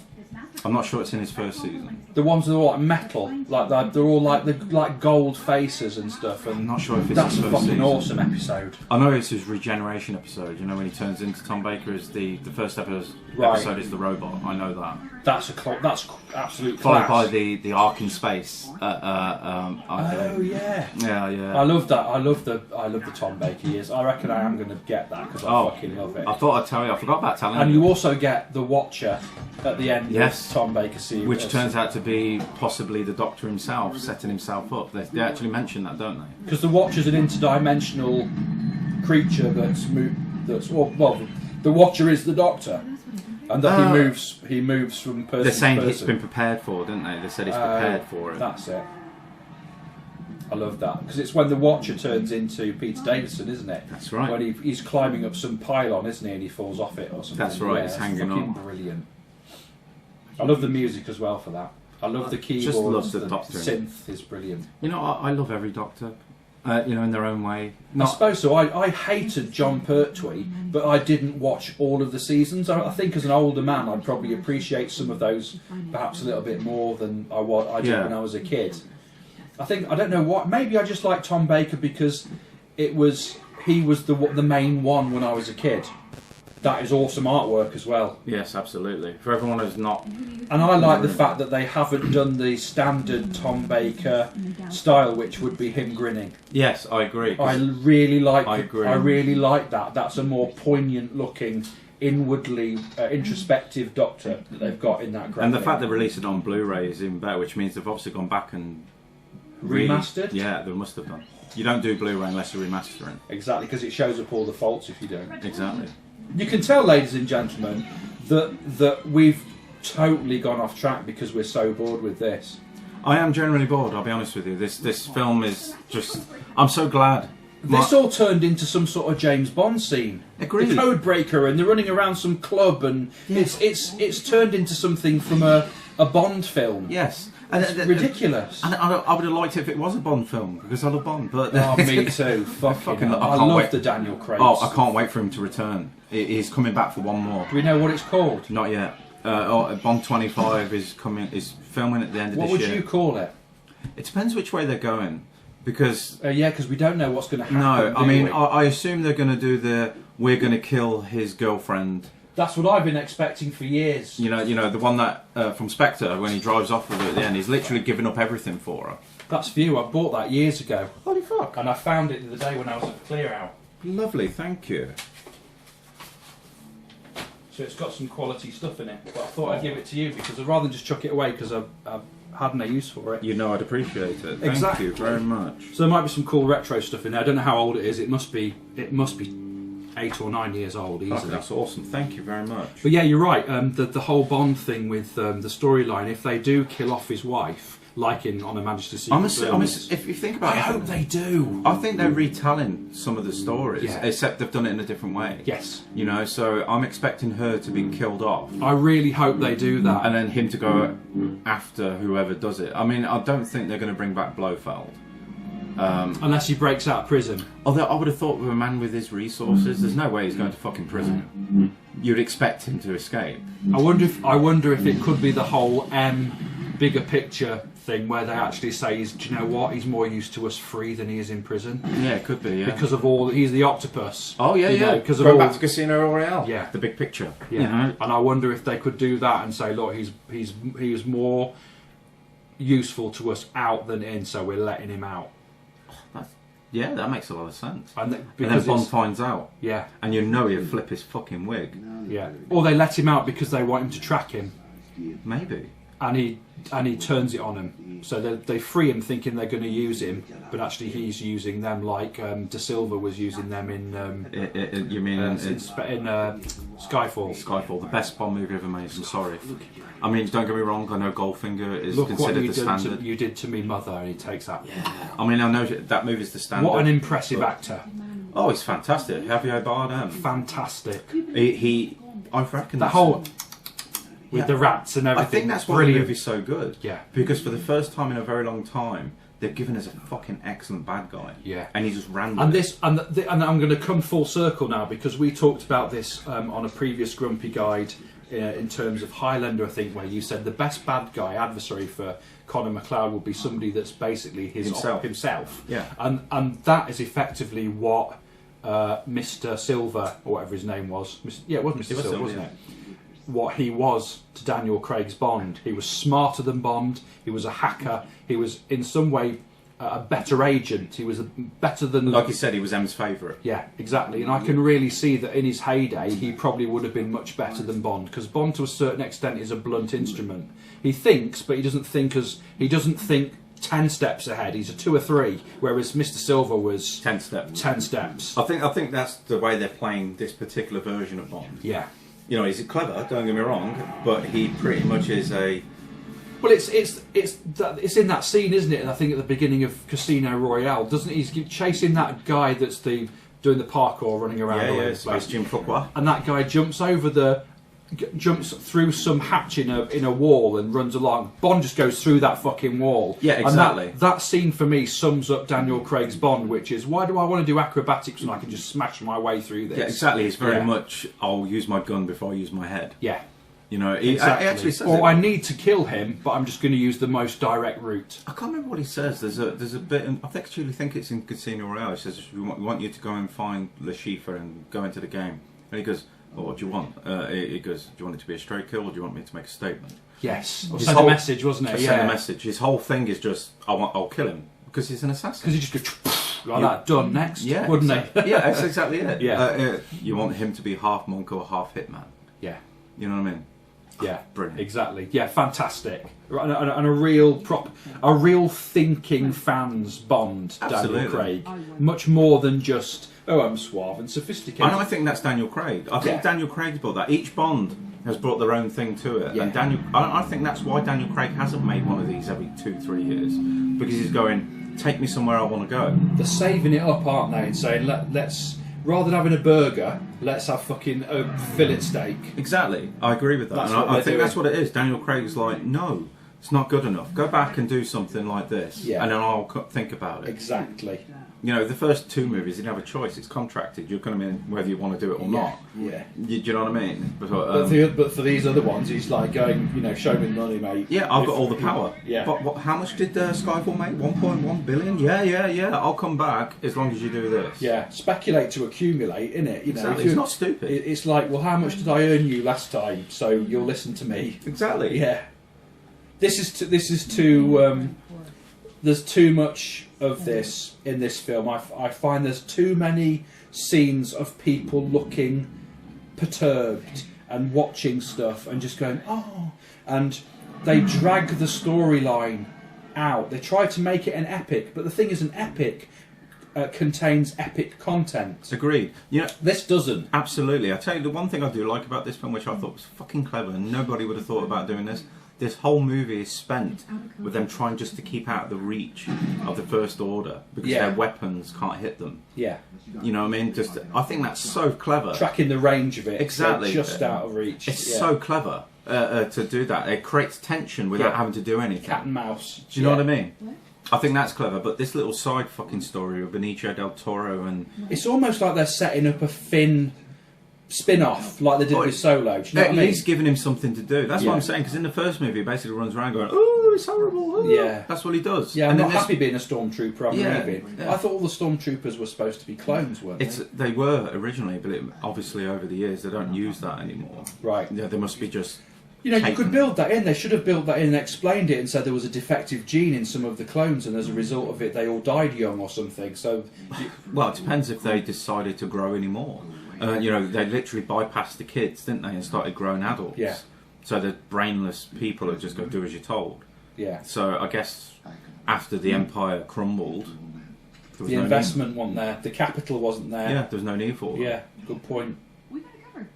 The shareholders said too expensive. They had a board meeting and said no, fuck the clones. Yeah, Just getting some It can't- cheap- I feel sorry for these people in this galaxy. Yeah. They spent how long with the fucking Empire, only to get what, probably about 10 years apiece. But these other fuckers showed up to try Yeah. and take over. There's always something. Exactly, but that's like the real world. To be Yeah, honest, there's always isn't some it? other fucking idiot that comes Yeah. in and goes, "I want this." Well, it's like what happened in Iraq, isn't it? Yeah, You know, we just got over Saddam Hussein, and all of a sudden you get the Arab Spring, and then there's a massive wave of terrorism after it. It's like, how many times then North Korea pops up and goes, "What about us?" It's like, calm the fuck down. absolutely. There's always something. I Yeah, think. and that's why you need Luke to go in Yes. and do that. Calm the fuck He down. should be the one that does that, in my opinion. You know, another thing, another way of looking at this is, in previous films we've heard talk of Anakin Skywalker was supposed to be the chosen one that would bring order to the galaxy. And maybe you could look at it, by looking at the Dark Empire spin-off sort of storyline. Yeah, yeah. And to say, actually, Luke Skywalker isn't a reluctant hero, he's actually a negative force within the scheme of things. And that perhaps the whole Sith, Jedi, the Force is on a self-destruct and is on a natural process of implosion. And Luke is just trying to speed up the process. Yeah. Because he's already seen it. Or he's part of that process. And the people who are actually accelerating it are the Sith. So the Sith could be the ones that are seen as destructive, certainly, but are actually doing the will of the natural order of things, which is to Yeah. bring about that I destruction. mean, the more I think back about it, it's all Anakin's fault anyway. And I'm not just saying him becoming, Darth Vader and all But that. that in itself may have been a natural order of Yeah, things. he was- he may have been supposed to have been like Agreed. that. Everything that's happened in these Star Wars movies with the bad guys, they're all manipulated into becoming these people. Yeah. Which also proves the point of there's no such thing as people who are born evil. They're made evil over Yes. time. Yeah. In my opinion. I'm sure there's people out there that say that's not true. But No, you are your experiences, aren't you? yes, exactly. So, in all honesty, if Anakin grew up with love and all that sort of, he probably wouldn't have done half of the stuff he did. No. It was just he's been told how brilliant he was, and Obi-Wan knew he was brilliant, but it's like I've got to keep him in check Yeah. because this guy will go off and do whatever he feels like he wants to do. But he may have naturally have been But he destined to have done that. exactly. They say that Darth Vader, Anakin Skywalker would bring order to the galaxy. Well, the way that you bring order is to basically destroy the opposing forces. And he did at the end of the day. Yeah. He threw the Emperor down that shaft. Yeah. So he did. He fulfilled his destiny. Yeah. And I think he knew that when he said, "Luke, take this mask off." Yeah. He was thinking, "I'm done." You know what I mean? I Sick did what of this shit. I was done what Yeah. I was supposed to do. And then she says, "But you'll die." And he says, "That Nothing can change. nothing it. can change that now." Yeah, he's going to die. Oh, that's ridiculous. All these little joke things for no reason. These are the things you were talking about before. weren't Oh, they? these The fucking horse things. There's no reason for them to Jurassic be. Park. Yeah, nice little nod there. Cup of tea in space, Yeah, why not? I suppose. Why not? This is just like Jumanji when those fucking things. Oh, run through yeah, the yeah, house. yeah. I mean, I love the original film. I haven't seen the second one. I've not seen the second I one, haven't but, seen the but the second first one's brilliant when you have that stampede go through the house. Yeah. That's brilliant. But this is what it. This is. I hear it's effectively actually what it is. really good. I've not watched it. I mean, it's got I- Dwayne fucking Johnson in it again, hasn't it? It's so charismatic though, that actor. The thing is, he's in everything. I get fucked off with him being in everything. That's the thing, isn't it? When you're popular, they'll literally throw everything at Yeah. you. But it shows you the difference between popular actors who will do anything and popular actors who won't. Harrison Ford, for example, he must have been fucking hot property when he did Indiana Jones. Oh, absolutely. But he picked Yeah. Witness, How many other Patriot Games and things Yeah, like that. but Patriot Games, early 1990s. So fucking excellent movie. Witness, late 80s. But, you know, he only kind of did a great film every couple of years. I think it's because he Wasn't it? Dwayne Johnson's had one a week. I think the difference is when you're certainly with somebody like The Rock, he's basically a born action hero. Yes. His bulk, his He's like size. Arnie, isn't he? Yeah, he's Yeah. never going to be able to play the roles of, oh, hi, I'm Jack Ryan. You can't have somebody like him playing Jack Ryan. No, that's true. Whereas Harrison Ford just looked like a bloke. Yeah. You know, he was in shape and insanely in shape, Yeah. and he still is. But you can't have him. No, Do it's you not know- believable, is it? do you see where I'm going with yeah, it? I You know- definitely do. You couldn't have The Rock play the part of Leonardo da Vinci in a Exactly, 'cause biographical it just film. doesn't look work, right, does it? no. Can you imagine that? I actually want to watch that movie It's like now. those Star Wars. You remember the Star Wars figures from the 70s? Yes. And then they brought out a new version, like in the 1990s, I think it was, and they were basically all fucking beefed up Luke muscle. Skywalker with like 26-inch biceps and stuff. And it's like that.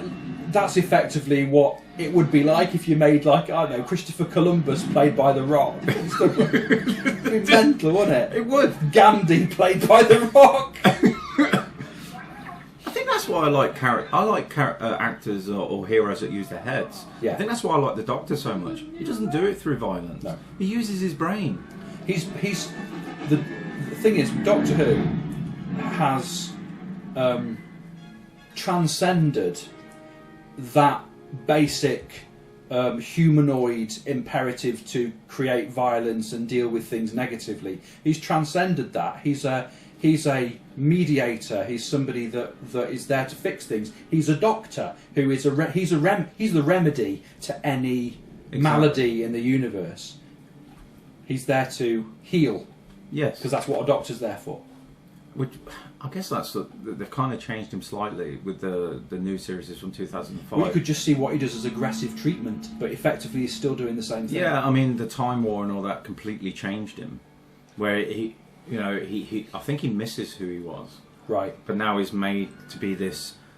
When people fear, the Doctor's name is mentioned. Yeah. You know what I mean? I don't know how much of the new series you've seen, No. but he's very much.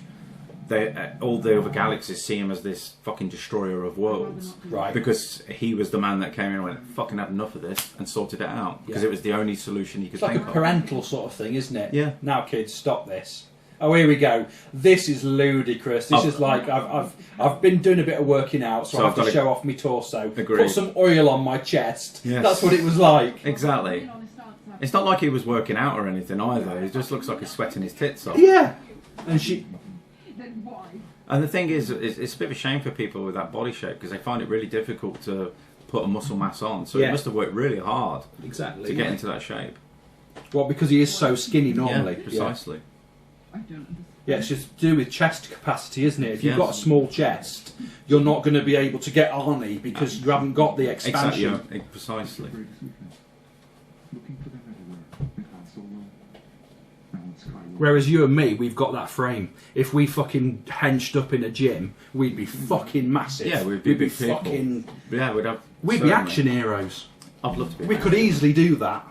You know, somebody asked me that once to say, "You like your movies, Adie? Who would you play?" And I kept, you know, you have the usual. I'm English, but I love to play James Bond. Yeah, blah blah blah. yeah. And then I thought, no, I'd like to be the Doctor because Right. I think you could have more fun with it. Do you know what I mean? Yeah, you can be both, can't you? You can be action hero as well as philosopher and Exactly. Yeah.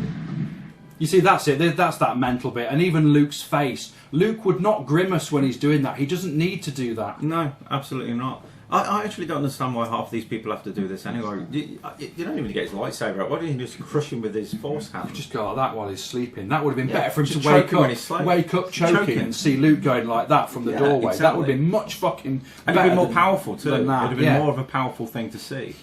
But once again, it's perspectives of how each character saw what's happened. Yeah. And later you find out, well, that didn't happen. Exactly. This is what happened.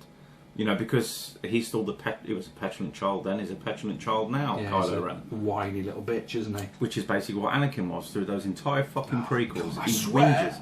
He's such a twat. I hate them! Yeah. With the quibbly lip. Yeah. But He that is a fucked great. up But there. that is a great moment when he goes back and explains what he did, because he's effectively fessing up to lashing out and killing all of those Sand people. Because he was angry. And he says, "But I didn't just kill them. I killed the women and the children." It's like, what the fuck are you saying here? He went very, very... I fucking love that scene, not because he's murdering women and children, but I just love the fact that he is the epitome of rage that is uncontrollable. What I rage. love about that as well, because in that scene, if you listen carefully, you can hear Qui-Gon Jinn. Right. You know, because he's doing what he's doing, but he's connected to the Force still and stuff like this. And you can actually hear Liam Neeson go, Oh, is he pleading Anakin, with him? Anakin, no! So he's still doing it. It's then. still trying to Yeah. happen. I love that. Yeah, but that is a great scene. Why didn't we ever see him appear again? What a fucking great character he was too. Yeah. And he never shows up as a Force ghost. No, probably too expensive. Or he just went, fuck off, I'm doing Taken 8 or whatever it is. Do you know what I mean? And let him do Taken 8. I fucking Yeah. love those films. Yeah. Oh god, this scene's shit. It is like Where the Dragon. Enter the Dragon with the mirror.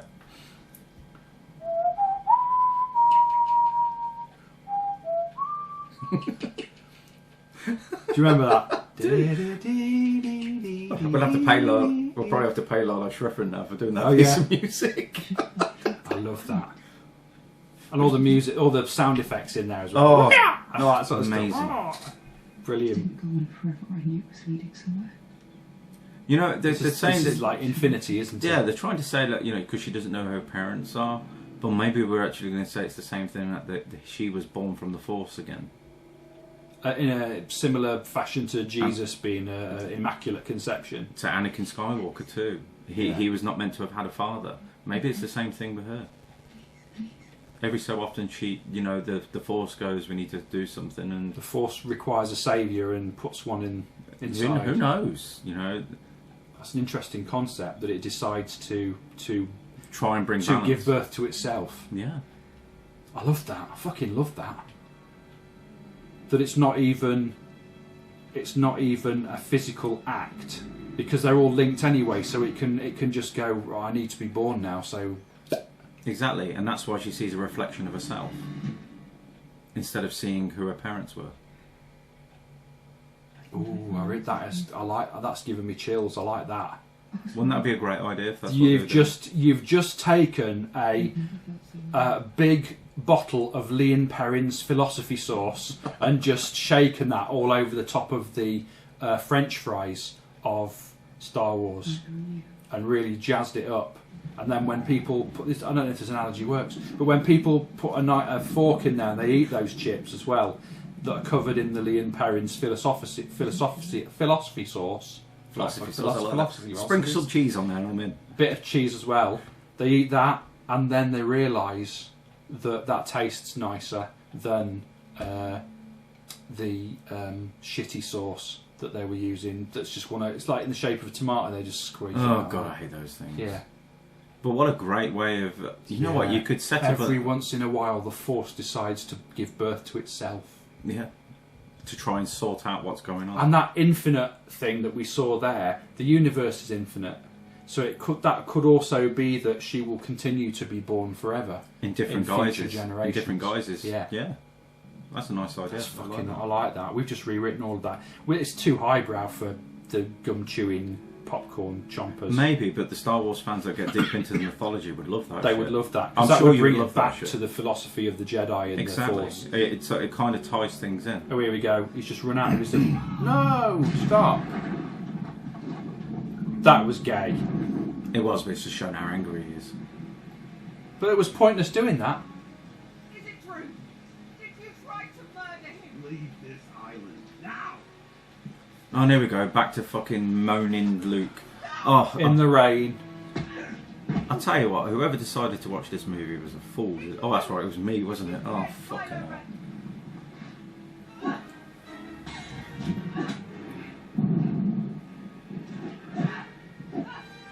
He wouldn't even need to do that. He wouldn't even need to duck or any of this, would he?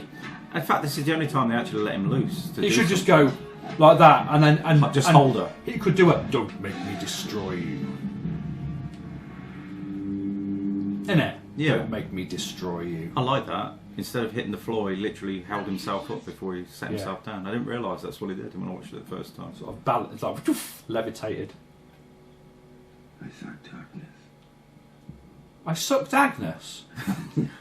What did he say? Oh, I saw darkness. I thought he said I sucked Agnes. I was thinking it was Agnes.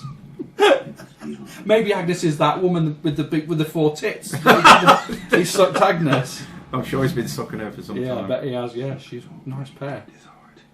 All he's been doing is feeling his pain. That's Yeah. what he's feeling. And death at the end of everything I love because of what he will become. For the briefest moment of pure instinct, I thought I could stop it.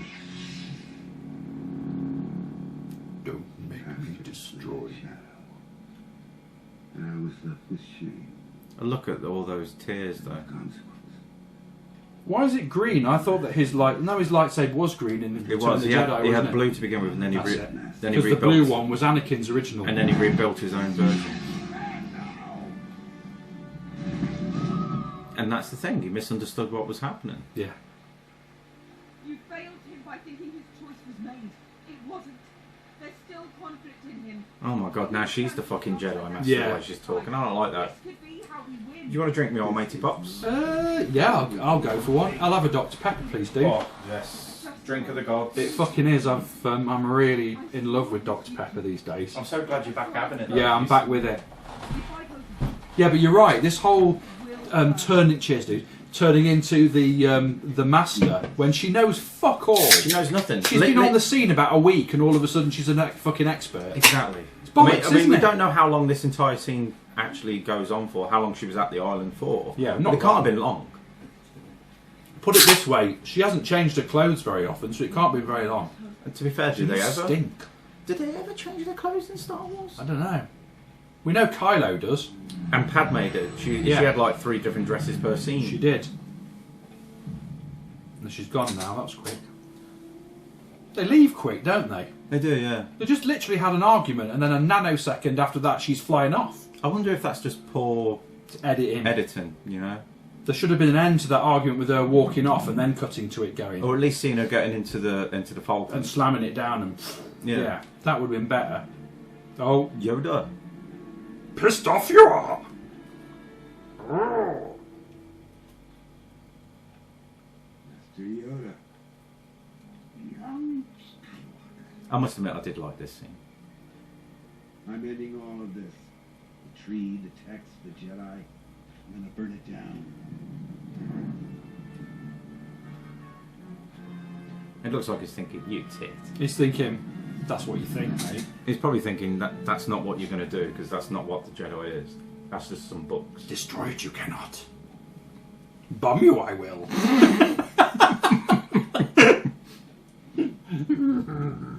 Twat you are. He goes, ah! He goes. Look!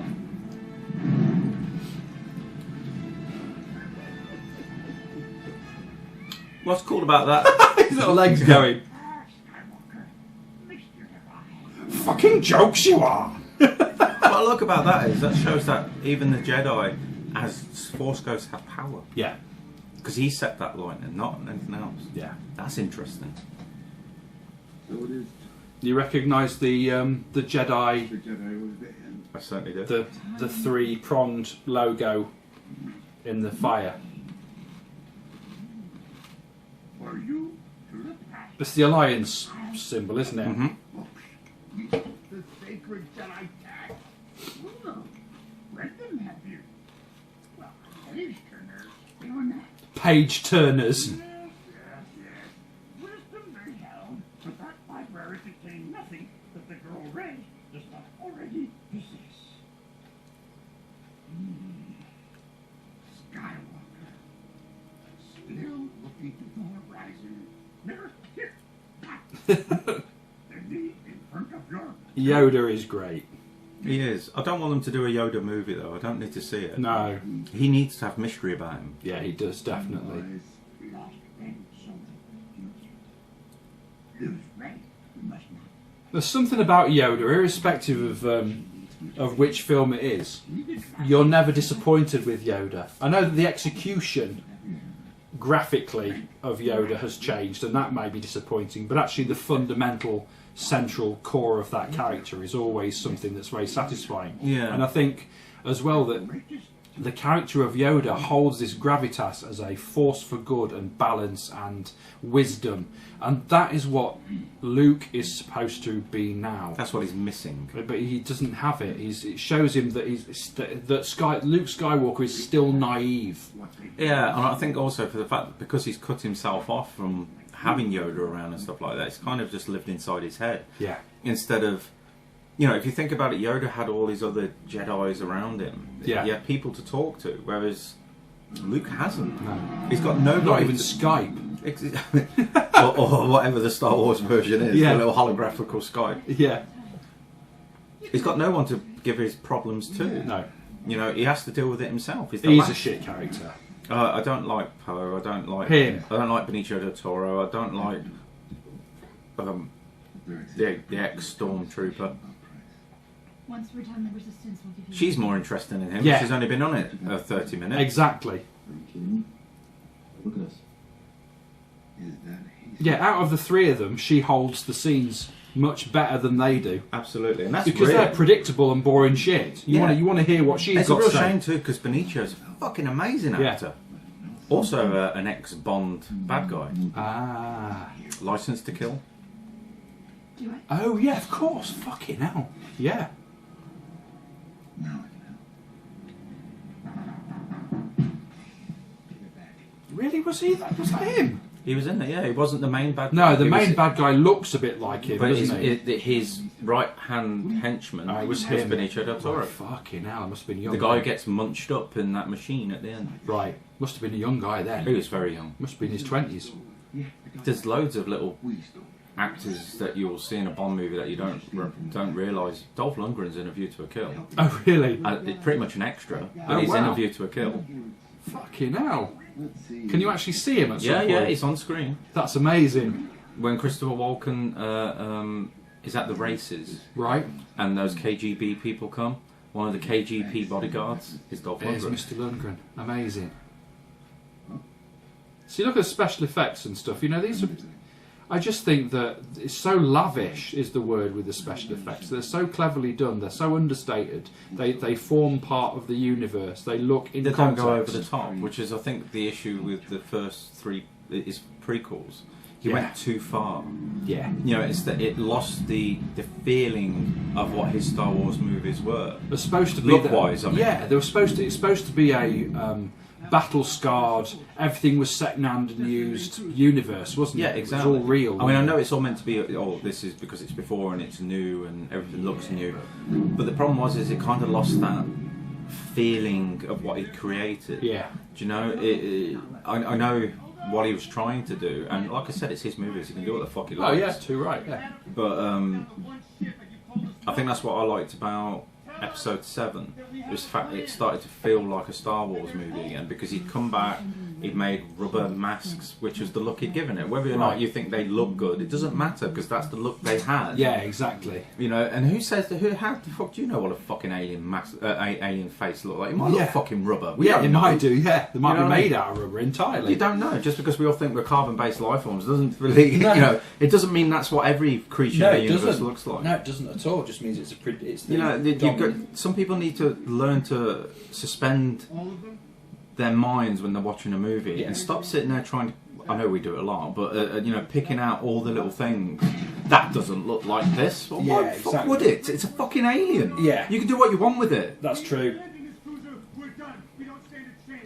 No. Oh, somebody slap him! I can't stand him. He's such a whiner, isn't he? I want Laura Dern to stand up and kick him in the bollocks. That's Yeah. what I want him to do. Yeah. Drop him by kicking him in the balls. and just go. Do you know what? Fuck off. Isn't it weird though that the warp, so to speak, or light speed looks a lot like the Star Trek warp now. Yeah, it does that spinning vortex. Yeah. Yeah. Yeah, for the new films that they did, Yeah. which I don't like. Oh, I really? kind of preferred it when it looked like stars coming past. Yeah, that was cool. I preferred that. Yeah. As soon as I launch you, jump back out of range. Stay there until you get my signal for where to rendezvous. If you see Finn before I do, Tell him Tell what him the he's a fuck's he doing in prick. this movie. What the fuck's he still doing See around? Finn, tell him he's a twat. I think there's kind of nods here that she actually quite fancies Finn. Yeah. But why? I mean, she hasn't had much time with him. I think maybe because The bond. he jumped in the way to try and save her. You know, Could be. that Florence Nightingale effect of, you know, Yeah. or whatever it's called. I'm not sure what it's called for. God, that Falcon's so cool. I'm sorry. It is. It's the best. It's the best spaceship, really, in the Star Wars universe. If you watch Solo, you'll understand. You see even more why that ship is okay. so cool. And to be fair, Solo's better than this movie, in my Right. opinion. Really, Yeah. God. This movie leaves you feeling cold at the end of it, whereas Solo makes you come out going, "That was fun." Oh, okay. You don't come out going, "That's the best film I've ever seen," but you come out going, "That was really fun." And that's what really Han Solo is about, isn't it? And the lad who plays him, Alden Ehrenreich, I think his name is, does such a fucking good job. Oh, okay. He doesn't try to be Harrison Ford, but he'll drop in little nuances of Harrison Oh, Ford. okay. So he's doing like basic. I heard it the other day. I think Kevin Smith said it in one of his podcasts. Where Oh, is he back? Is he alright? Yeah, he's back up and running. Bless good. him. He's lost nearly 40 pounds. Wow. In weight since he's gone vegan. But he actually says he does it right because he's playing it a bit like Chris Pine does playing Captain Kirk. Oh, okay. Now, although he is Captain Kirk, he's bringing his own thing to it by dropping little Shatnerisms in Yeah. there, which makes you remind you of who he's meant to be. I love the Chris Pine's the swagger that he gives it.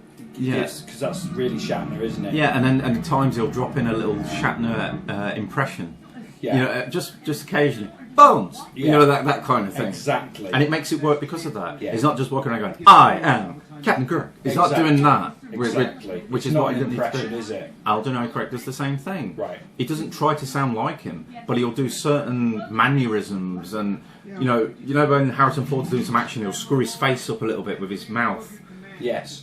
Alden does that. Right. So he's obviously watched it and gone, he does that as part of his character. Yeah. You know, he put the finger up and stuff like that. Oh, okay. Little things, you know, when he's talking. Like, and you- never tell me the odds. that Exactly, thing, yeah. stuff like that. Yeah. And you instantly go, it's Han Solo. Yeah. It works because of that. It's a giant fucking ironing board. It is. It looks like an iron. It is an iron. Because that's what it is. Yeah. I forgot about that joke. Mental, innit? Do we get so lazy in the future that we can't even iron our I own know, fucking it's clothes? ridiculous, isn't it? I was going to say, yeah, River Phoenix did that as well, didn't he? In He Last did. Crusade. And I would love to have seen him continue. Yeah. Because there are bits in that movie. That with where it belongs in a museum. That line, Yeah. and he just delivers it so Do you well. know the bit where I instantly thought it was a young Harrison Ford? Is the literally bit he goes, "Look, we need to get this," and the guy's going, "Oh," and he picks up a snake. Oh, it's just only a snake. He But literally yes. delivers it like Harrison. It's Yeah. only a snake, and throws it away. Yeah. That is Harrison Ford. Yeah, it is. And know- his expressions are brilliant. Oh, aren't amazing, they? amazing. He would have been fantastic Yeah. because he was a great actor anyway. He was. Such a shame when It's he, a huge in waste. essence, he took his own life by taking those drugs. But it's such a shame. He died at Viper Rooms, didn't Yeah, he? yeah. Johnny Depp's place at the time, and he looks really old lately. You've seen those pictures of him? What happened? It's like someone's pressed a button and all of a sudden he's gone wrinkled. Yeah, Yeah. What happened? Or maybe he's stopped using the cosmetics and stopped caring so much. Either about that or he's dropped a bit of weight. You know that happens to people. If you drop a bit of weight, you tend to. Yeah, he might have gone a little bit more wrinkly, mightn't he? Yeah, the yeah. creasings. Oh, just shut up and bone. You obviously want to do each other. Do you know what I He mean? could be just, Diddling her a bit. what's the word? That's in English. Feeding the pony. He's diddling just a little bit Yeah, off just screen. diddling. Yeah, just diddling her while he's talking to her, and that's why she's backing away because he's had his hands down the knickers, and she's decided that she doesn't like it anymore. I've got to say, I hope they don't do the George Lucas thing now. And we find out that's a fucking brother. Yeah, God, yeah. Do you know what I mean? If she's been getting soaking wet downstairs and he's been getting his lightsaber out, thinking And about her, I'm on. Flogging it for all his work. Do you know what I mean? He comes back with cock knocker hands. That'd be nicely tied in, wouldn't it? Yeah, it would. Here we go. I was hoping that. Oh, yeah. Have you- I was hoping that Snoke was actually the Sith Lord that Yeah. you know, the Emperor was talking about, the one who defied death. That's what I was hoping. Is it Plagueis? Plagueis, that's it, Darth Plagueis. I was hoping it was going to be him. To bring people back from the dead and all that sort of stuff. Yeah, and that's why he's still here. I was hoping it was going to be him. But actually, that's quite an interesting concept, because you think, okay, well, why would he need to bring people back from the dead like a Jedi, for example? Because they already come back as Jedi ghosts. Exactly. But maybe Darth Plagueis had found a way of being able to take that spirit, put it back into a living body. A possession. Or put it into a machine. Ooh. You know, like, what's his face from one of the prequels, the multiple-armed robot. What does my brain fail me? Was it a general or something? General Grievous. I am Mr. Great Wall. Oh, I'm too afraid to ask. Brilliant. And of course, C-3PO never changes in any of the films. No, it's still a wimp. He's great though, isn't he? Anthony Daniels is just perfect. They ruined him in the prequels, but he's still. I like the fact they got rid of all that. You know, got rid of his jokey persona. Yeah. I don't know why they did that. Where do you think you're going? It would be quite against my programming to be party to a mutiny. Hey! It is not correct protocol.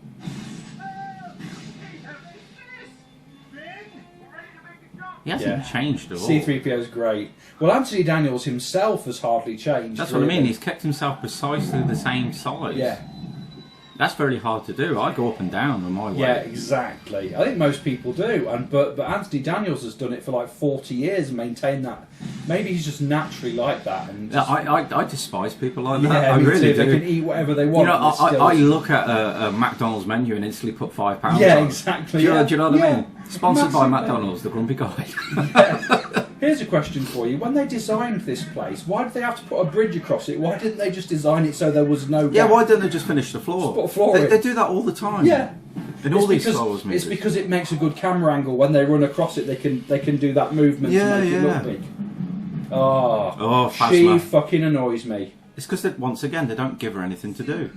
You know, when they first revealed this character, I thought, that's cool. Look how cool that character looks. And then they do nothing. Sometimes she takes the helmet off and she looks fucking stupid. Her voice is fucking stupid. She reminds me of Brienne of Tarth from Game of Thrones, because that's who it is. I was about to say, I think you just said who it is. And it's just bloody annoying that she's like, oh, so good to see you again. It's just bollocks. Yeah. It should have been really fucking evil and not had any The thing face that lets to them it. down really is they do these films, and I understand, but you get such good actors in roles, really good actors too. You know, he's an Oscar winner, Benicio del Toro. Yeah.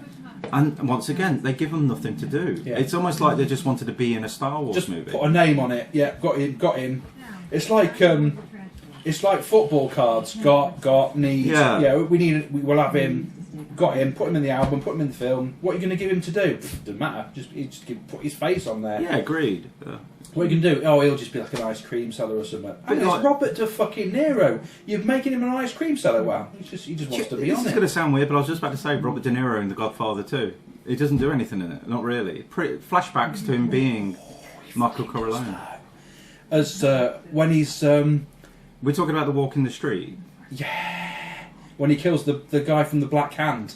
It's just fucking amazing. And he drops the gun pieces down the But you give him such a massive... down the chimney. Okay, so it's an iconic scene, but Brilliant. Shoots him on the stairs with the muffled gun. But him showing his acting skills, he didn't have much to do. Not an awful lot. That's what I mean. No, but it's still fucking brilliant though. You know, there is a shot in this movie I think's amazing, going into light speed into that ship in a second. That looks amazing. Amazing. Oh, for fuck's sake! She looks miserable. Her arse is nice, you know.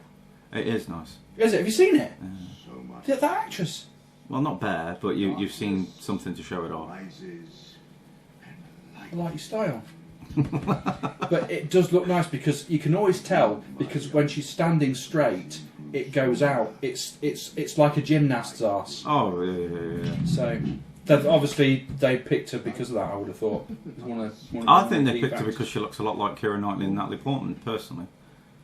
Yeah. Was Keira Knightley in the Star Wars films? She was indeed. She was in episode 2. Really? She played one of Padme's... she played one of Padme's bodyguard stroke Really? doubles. Oh, was Keira Knightley one of those? That was Keira Knightley, Be yeah. your dad. I didn't realise that. Oh. She was very young at the time. A weakness in my apprentice. Is that why you came? Young fool. It was I who bridged your minds. It'd be cool if it was actually Peter Cushing. Peter Cushing's character. Because he does look a bit like Peter Cushing. He does. And you Oh, he looks a little bit like Peter Cushing. He also looks a little bit like Christopher. He's got an element of Christopher Lee and Peter Cushing to him, hasn't Maybe he? that's on purpose. Yeah. He also looks a little bit like Arnold Vosloo as Imhotep. Oh, Arnold Vosloo, I like him. You know, he doesn't do much. Isn't he that cheek, you know, Yeah. those bits. He played Darkman in 2 and 3. Yes, Darkman Die. Yeah, Whatever which it is was. surprisingly... Die Darkman. Oh, look at that lot. Oh,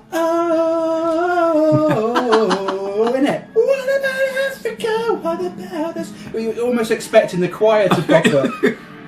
And she's doing that bit. What about Alderaan? Oh, somebody slap Poe. Yeah. Throw him out the Oh, fucking... against the wind. Oh, no. So wank. Oh, I tell you were talking earlier on about Anakin Skywalker. Did you know who they actually almost cast? An uncharted hideout. Away from what's his face? What was his name? Abandoned, The actor. but heavily Do you know? What's the actor that played him though? No, the guy who played him was Hayden Christensen. That's it, Hayden Christian. Yeah. They almost cast Leonardo DiCaprio. You're joking. I'm not joking. No, that wouldn't have worked. But his acting ability would have thrown it off the chart. Oh God, it would have been fucking off the chain, wouldn't it? I mean, DiCaprio is a fantastic actor. I mean, look at him in Wolf of Wall Street. Look at him. Look at him at things like What's Eating Gilbert Grape As a young actor, as he a was nailing young it off lad. the wall. Oh fuck! What an amazing thing. He was even good in Titanic. And I actually think, I was thinking about this the other day, if they did cast him, yes, he doesn't look like he can do mean, but fuck me, he would have nailed that to the screen, and people would have been sitting, these prequels are fucking amazing. I think he could have done mean. I just don't think he's tall enough for the part. No, but look at the way that he was in Catch Me If You Can when he was all long haired and all Yeah. coughing and spluttering and stuff. That's a great scene, and he looks pissed off and upset. Then he would have been Actually, great. in the John Hughes biopic, he plays really well as well. Oh, as the Aviator. aviator. Yeah, You see, the problem is... Howard I think, Hughes. I think, yes, the Howard Yeah. Hughes, sorry. I think it's because he's too Yeah. short. That Well done, Master. that would never have happened in an original Star Wars saga film. Physical slap. I never thought of that. I don't think there's ever anybody slapping or hitting anybody physically. Well, maybe Yoda did it a few times with his stick. Did with his stick, but I don't think there's ever been a slap across the face or anything like that. I don't. You think you're right? I haven't seen that before. Star Wars fans that are listening to this, find me a scene from any of the original Star Wars trilogy films where somebody physically hits somebody else other than with like a stick. Or a punch in a fight. Yeah, like Chewie when he hits a stormtrooper or And whatever. I think Obi-Wan smacks somebody as well when he's in the middle of a fight. Does he? In the Jeremy Grievous scene, I'm sure. I'm talking original saga. Oh, you're talking original trilogy. trilogy. Then no, I don't think so. That's what I'm looking for. I don't think that there is one scene, I don't think there's one moment when anybody physically hits somebody with their hand in any of those films. Not even Cushing as Moff Tarkin with Leia. They restrain her, but no one hits her or anything. The thing is that just shows That's society, isn't it? Yeah, and I think because he's English as well, it wouldn't. I'd You're love. far too trusting. Yeah. I think he's fantastic. He It's- made fire when ready. I It's just love such his a- attitude. Yeah, but they make him so much more evil in Rogue One. Yeah. He's so much more evil in that. Yeah. But I love him in the original Star Wars film. Mm. You're far too trusting. It's just like he's so patronising towards her as well, isn't he? That's very English far, of us. That's far too small a I have target. to say that's a very English thing. Though. Yeah. I hate to say it, but some of us English people are very patronising. Yeah. Especially to other cultures. Yeah. We really are. Yeah. Um, Oh, here we go again. Earth Song. oh. Mirror, mirror. Oh, now of course this is a reference back to Luke Skywalker. your friends Yes, exactly. in Return of the Jedi with think- with the Emperor. Strike me down. There you go, isn't it? Yes, definitely. Strike me down, and your your journey to the dark side is complete. Yeah, that's Ian McDermott, and he plays the Emperor fantastically. It was so good that they replaced the original guy, didn't they? They Yeah, brought they Ian did, McDermott yeah. in. And then they went back and put him back in the film for the special editions, Yeah, which I thought worked perfectly. put Ian McDermott back in, yeah, instead of the original guy, because the other guy had a deeper voice. He did, yeah, and those big What is thy bug bidding, my eyes. master? Yeah, big bug He eyes. had larger eyes. Yeah, they kind of made him up to be some kind of alien-esque. Yeah, I'm glad they got rid of that too. Yeah. Strength. Complete your training. There you go. Your destiny. You see, Facially, he also looks a little bit like the guy that played Blofeld. He's got a little bit of a you mean the original? You mean no Donald? in Sky, not Skyfall, Spectre. in Spectre. Oh, He's got a little Christoph bit- Waltz. He's got a little bit of a look about him there as well. There, lot. I cannot be betrayed. I cannot be There's also an element of Jack Palance in his face. This part. Yeah, the big top head. What they used to call Jack Palance had a snake face, a face like a snake, yeah, yeah, and yeah. he looks like that as well. I'd be surprised if they didn't model him on Jack Palance. And What I find interesting is this guy is so fucking powerful with the Force, but he can't see, and he can link them across the galaxy. yeah, But he doesn't realise that he's turning a fucking lightsaber to his side. no, he should have been like the Emperor. You want this, don't you?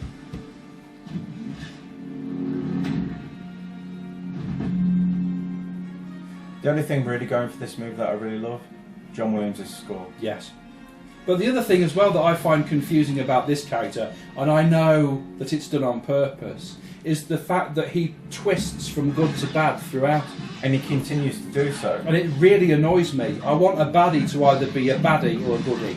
Yeah, I think on this one it's just to show his confliction. But, Yeah. you know, what it does do is, though, it's basically just done what Anakin really wanted to do with Yeah. the Emperor. He wanted to get rid of him. I You know suppose he so. did. In a way, you could still say that, good or bad, killing him would still serve a purpose. Yeah, because he wants to take over. Yeah. Vader wanted to take over, really. I Yeah, don't he care did. what anyone says. He wanted everything. Yeah.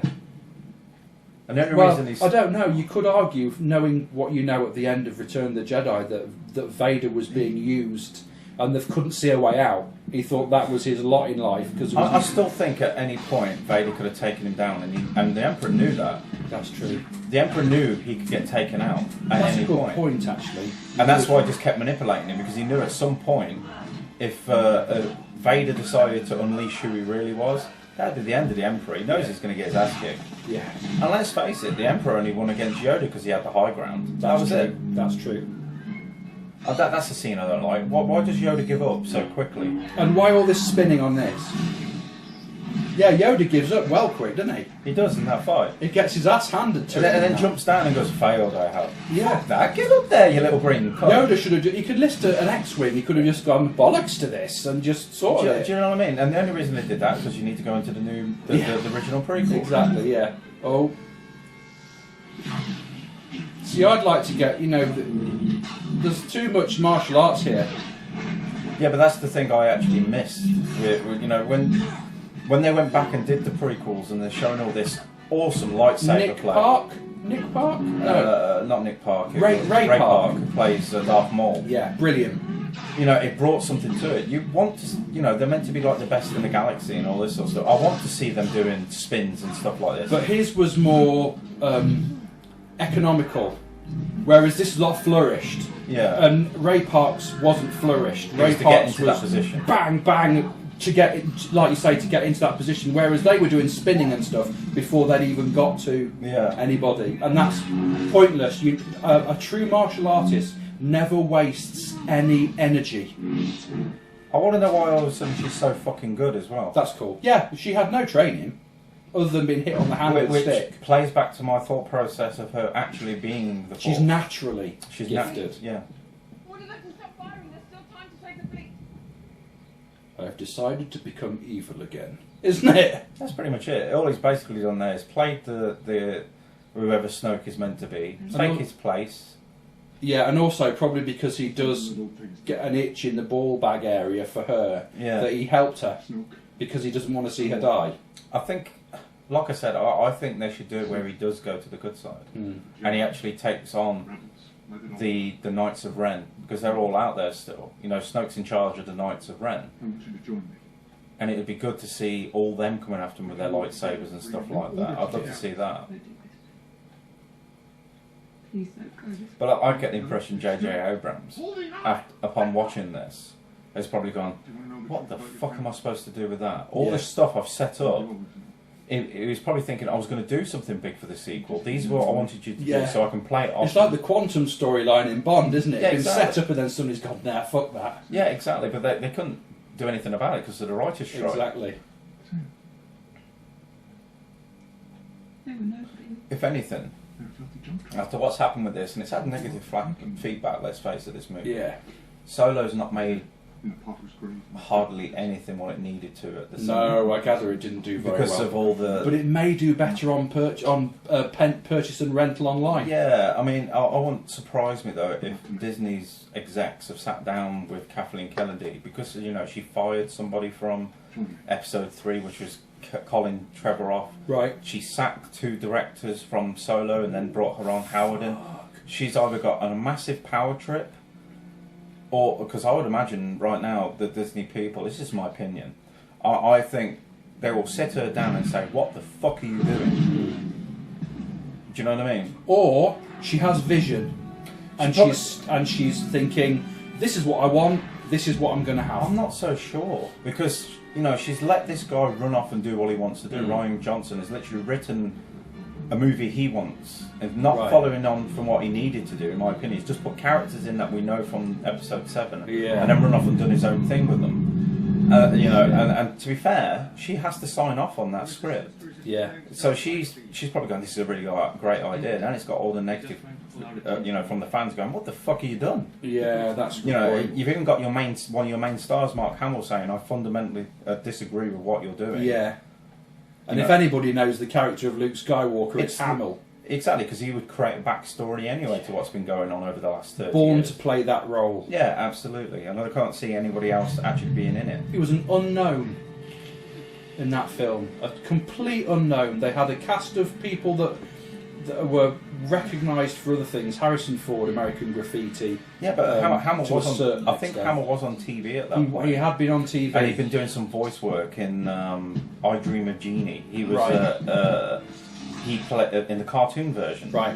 I know he'd done that, and then obviously this came. But from a Hollywood point of view, it wasn't unknown. Yeah, But exactly. big gamble, but fantastic gamble, but absolutely paid off, didn't it? It did. And But you that can't- Phasm or whatever her name is, they could have made more of her. and that's what I'm saying. They don't give her anything to do. It's like She turns up and goes, "We meet again," and then she fucks off. and that's one of the things that really pissed me off about the prequels. You gave us a character that was absolutely amazing in Darth Maul, and then got rid of him at the end of the Killed first him movie. straight away, cut him in half like Snoke. And spoilers ahead, everybody. If you've not seen it, he shows up at the end of Solo. Right. He's not dead. He's back. Fantastic. He's got robotic legs. Really? So Robotic legs. well, he chopped him in half. He has to. But No, but that's crazy. it Isn't is. But he's He'd back. bleed to death. No, would he though? Oh, because it'd be cauterised. It'd be cauterised. But it would destroy his spinal column. This is in a galaxy far, far away. Yeah, I suppose so. Yeah. That is amazing. I love That how is that looks. fantastic. I love how that looks. That light speed into that ship, it looks fucking beautiful. We won't hear that because Sam can't travel in space. No, it would just be A flash, that would be it. yeah. Now, I've got to say, when I was in the cinema and this scene happened, I thought, thank fuck, this film's finished. I honestly thought that at the time. And then it goes on for another 40 fucking minutes. Yeah.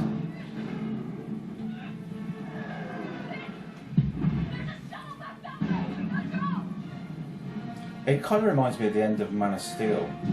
You know, all that shit that happens, the Phantom Zone sucks them all in. Yeah. And you're thinking, thank fuck for that. And then they go on for another 15 minutes of him and Zod fighting. Yeah, that. And you kind of think, Jesus, I thought it was done.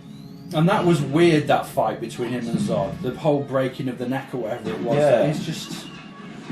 I wanted that film to be so much more. But the thing is, as you get older and you become more jaded about films, some people are able to maintain that sort of. That's brilliant. Are able to maintain that sort of childish wonder to a film and just take it for what it is and just go, I love this. But I'm a lot more jaded. Yeah. I don't want to be just entertained. I want to watch something that really has to grab my attention. A lot of modern films fail for me. They throw in too much because they want to please everybody. If you go back to simplistic storylines, look at some of the epics. The Graduate, The Godfather, Superman, the original film. What else are there? Things like The Wicker Man. There's these kind of films that they have a theme and they maintain that theme without any deviation. There aren't 57 different plot lines all running at the same time with potential spin-offs. There's a core to the film, and in the first 10 seconds they grab you and you're there and you're loving it. That's what they're going wrong now. They're trying too much to build universes instead of just making a good film. Because there's so much riding on it. There's a lot of money to be made. There's also merchandise. There's gaming spin-offs. There's a whole heap of advertising.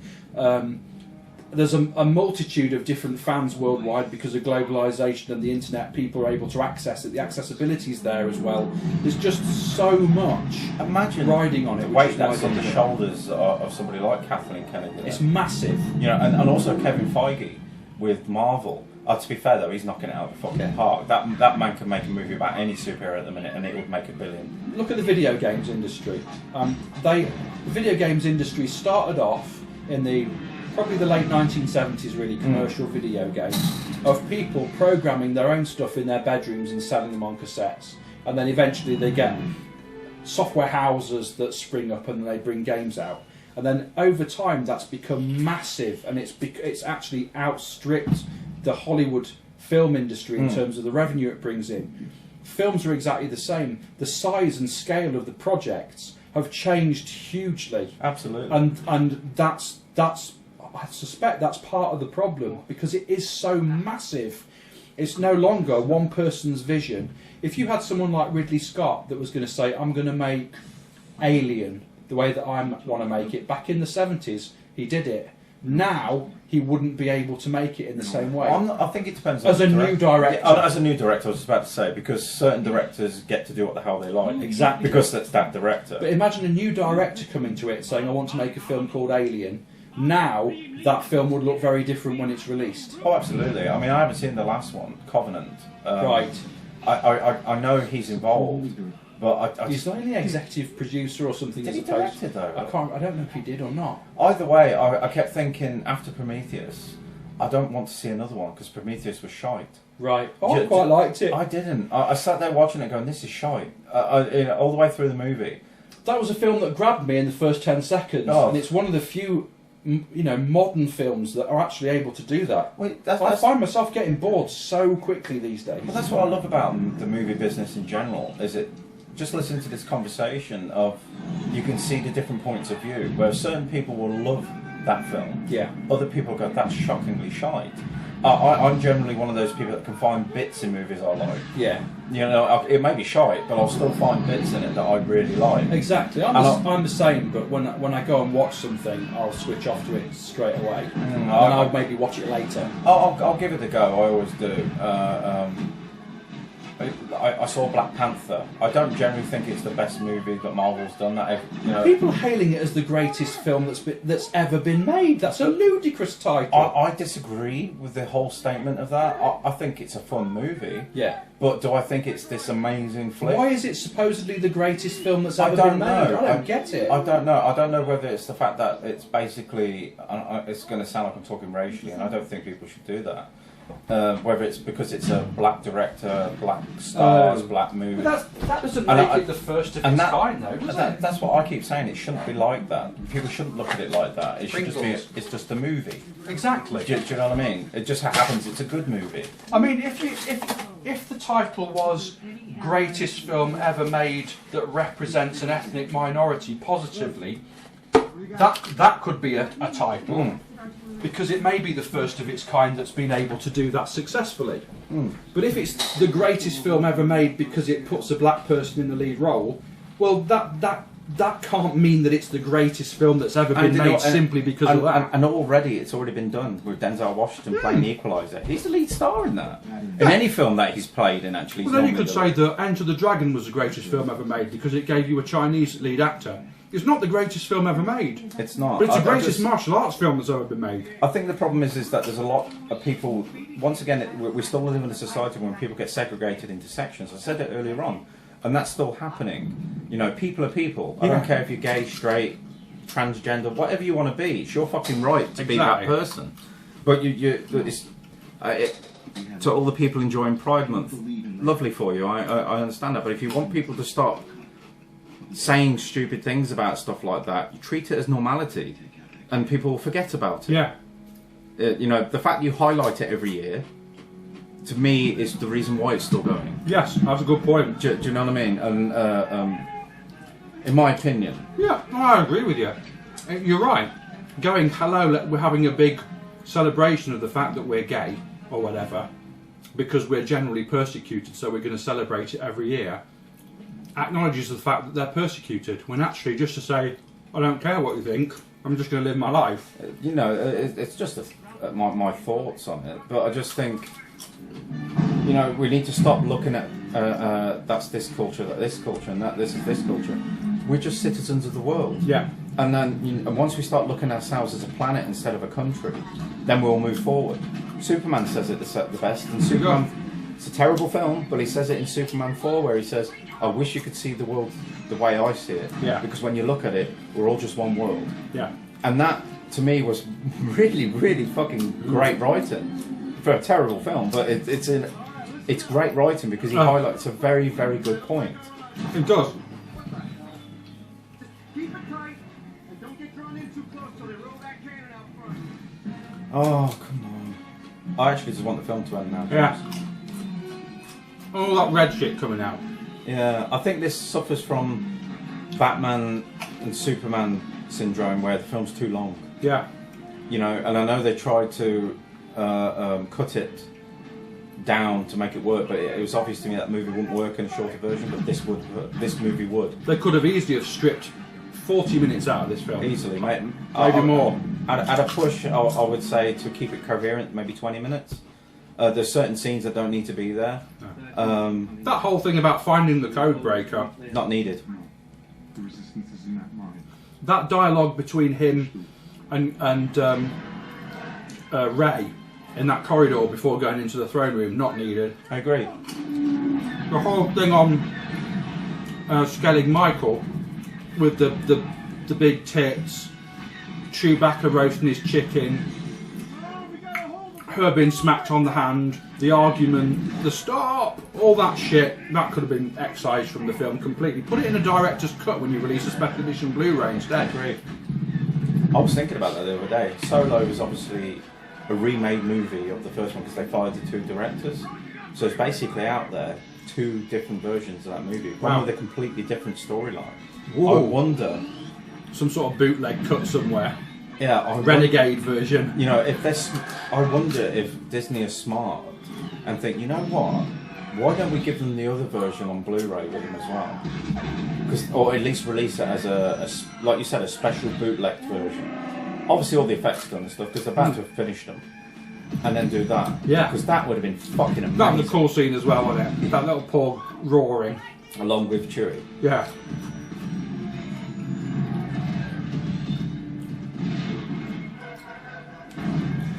That doesn't do the Millennium Falcon justice, that scene. To be fair, both of these movies don't. No. They don't give it any... For me, the Falcon is like a character. That should be all up in people's shit. That should be up there spinning around, doing all sorts of stuff, and going around stuff tightly to walls and doing all sorts of... For me, I know we've mentioned it before, but just like Star Trek, the Enterprise is as much as a character as Captain Kirk is, or Captain Picard. The Millennium Falcon is also a character in these movies. That's better. Yes.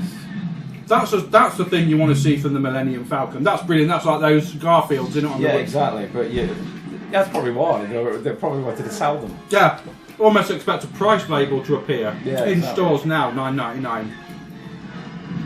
This is where the Millennium Falcon excels. Yeah, exactly. Not going like that across an I open. agree, but I don't think they need to do one in every movie.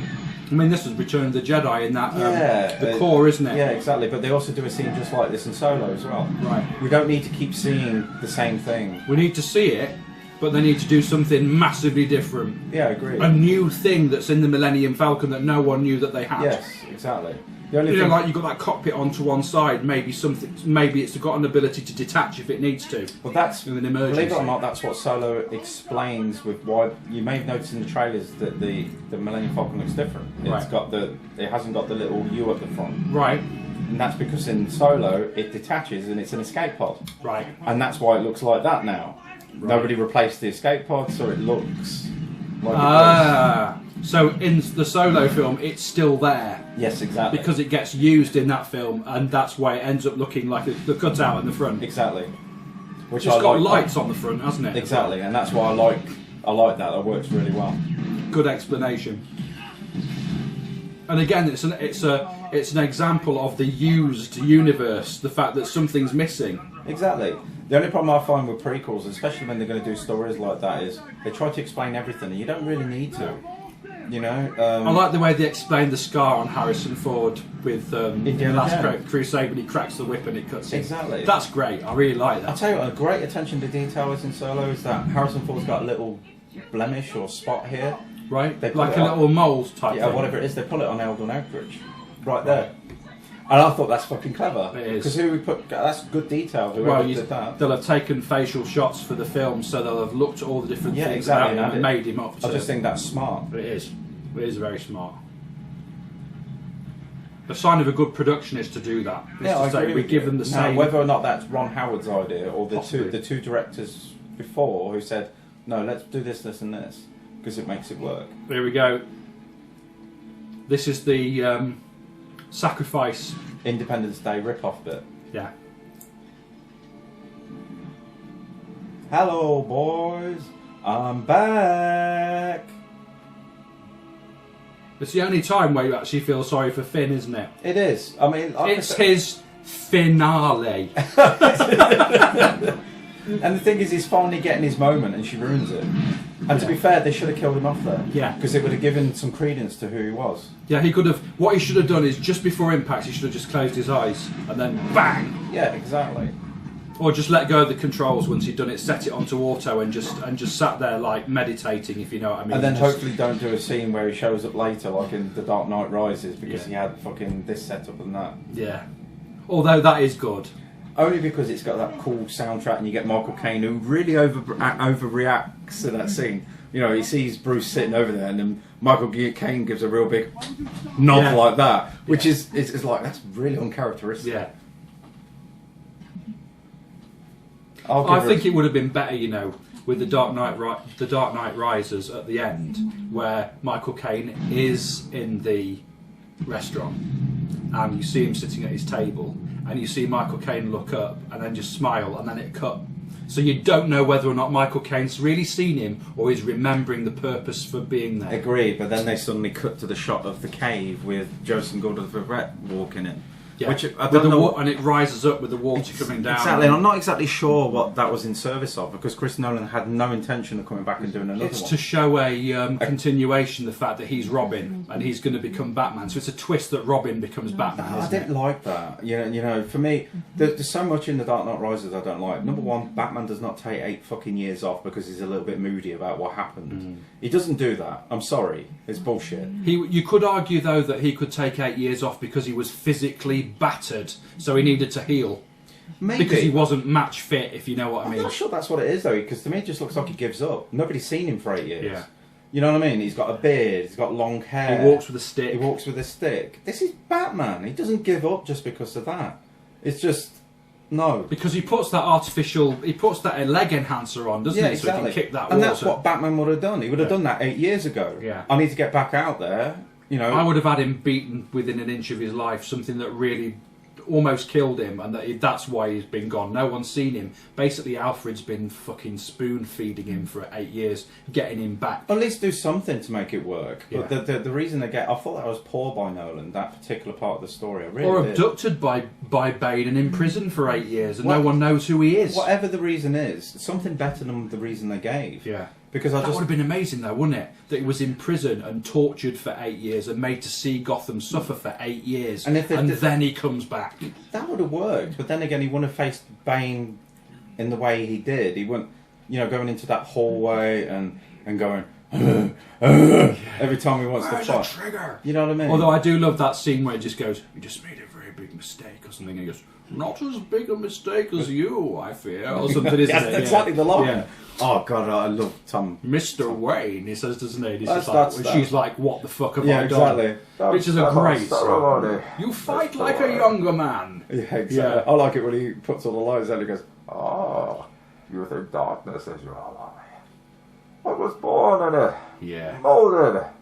I didn't see the light until I was a man." And that And I love that bit where the depth of that sound when he says, "When I was blinded by it," and it's almost like he hates the light. Exactly. So he thrives in the dark. I think they really should have continued it that when he's outside, the light hurts him a little bit. Yeah, could have been. And yeah. he should have put some form of glasses on or Would something. have been amazing. Just wouldn't to it? add to his... Some kind of dark reactor-like contact lenses or something, so that when he's in the sunlight, his eyes go black. That would have would been a great fucking idea. ace, wouldn't it? Do they exist? Contacts that You react? could have reactor-like contact lenses. Could you imagine that, where your eyes just go jet black 'Cause that when would you're be in the awesome. daylight? I love that. I want some. That would be like being a day walker, in Blade. Yeah. But your eyes just go and you lose all iris, all pupils. So, no, it's your iris, isn't it? So it just goes black. You just got black eyes. Those look amazing. Maybe that's why they don't. That would be awesome, wouldn't it? Now, I have to say, everybody, I love this scene, but I thought it was such a fucking cop-out when he turned out to be a fucking projection. The scene where he just brushes it off, Yeah. I thought it looked amazing. Yeah. I thought, oh my god. But then That's I like that's nothing to me. yeah, isn't then it? I suddenly looked at him and thought, why all of a sudden is his beard gone brown? It was bullshit, wasn't it? When it was turned out to be just a hologram Exactly, it was a thing. cop-out. That, it would have worked out so much better if it wasn't. Every gun we have to fire on that man. But that wouldn't have made any difference. Do it. We already know that Kylo Ren can stop laser fire. Yeah, and he can easily. And he's more than he is, so what do you think was going to happen? It's a great scene, this bit. I would have loved it to have been really Luke, and Luke just basically standing there like that, and they're firing it, and it just goes like that, and it's really Luke. That's what I was saying, because I said to my brother at the cinema at the time, I goes, he's not there. And he goes, what do you mean? I says, he looks like he did fucking 20 years ago. It's not him. He's force projected himself looking like that because that's how they all remember him. Yeah. He doesn't want to see. He doesn't want them to see him as the broken down man that he's become. With the Yeah. arm. But I think that would have been amazing if he'd have done that. I love the fact that he's wearing a dark tunic as well. I think that Very much a throwback to his dad. yeah, Because his I dad. just think it would have been amazing if he'd have turned up, Vadered up. Yeah, I don't mean or- with the helmet, but I mean just at wearing. least made him the badass we expected him to be. Yeah. I think everyone was expecting him to be that man. It's just not there. It's such a shame. And I don't like the fact that he walks. I He would have should have let it clear. preferred that smoke to just drift apart and him just to be stood there.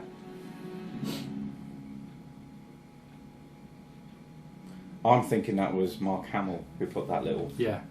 That was his little inflection. Yeah. He put that in. Bring me down to him.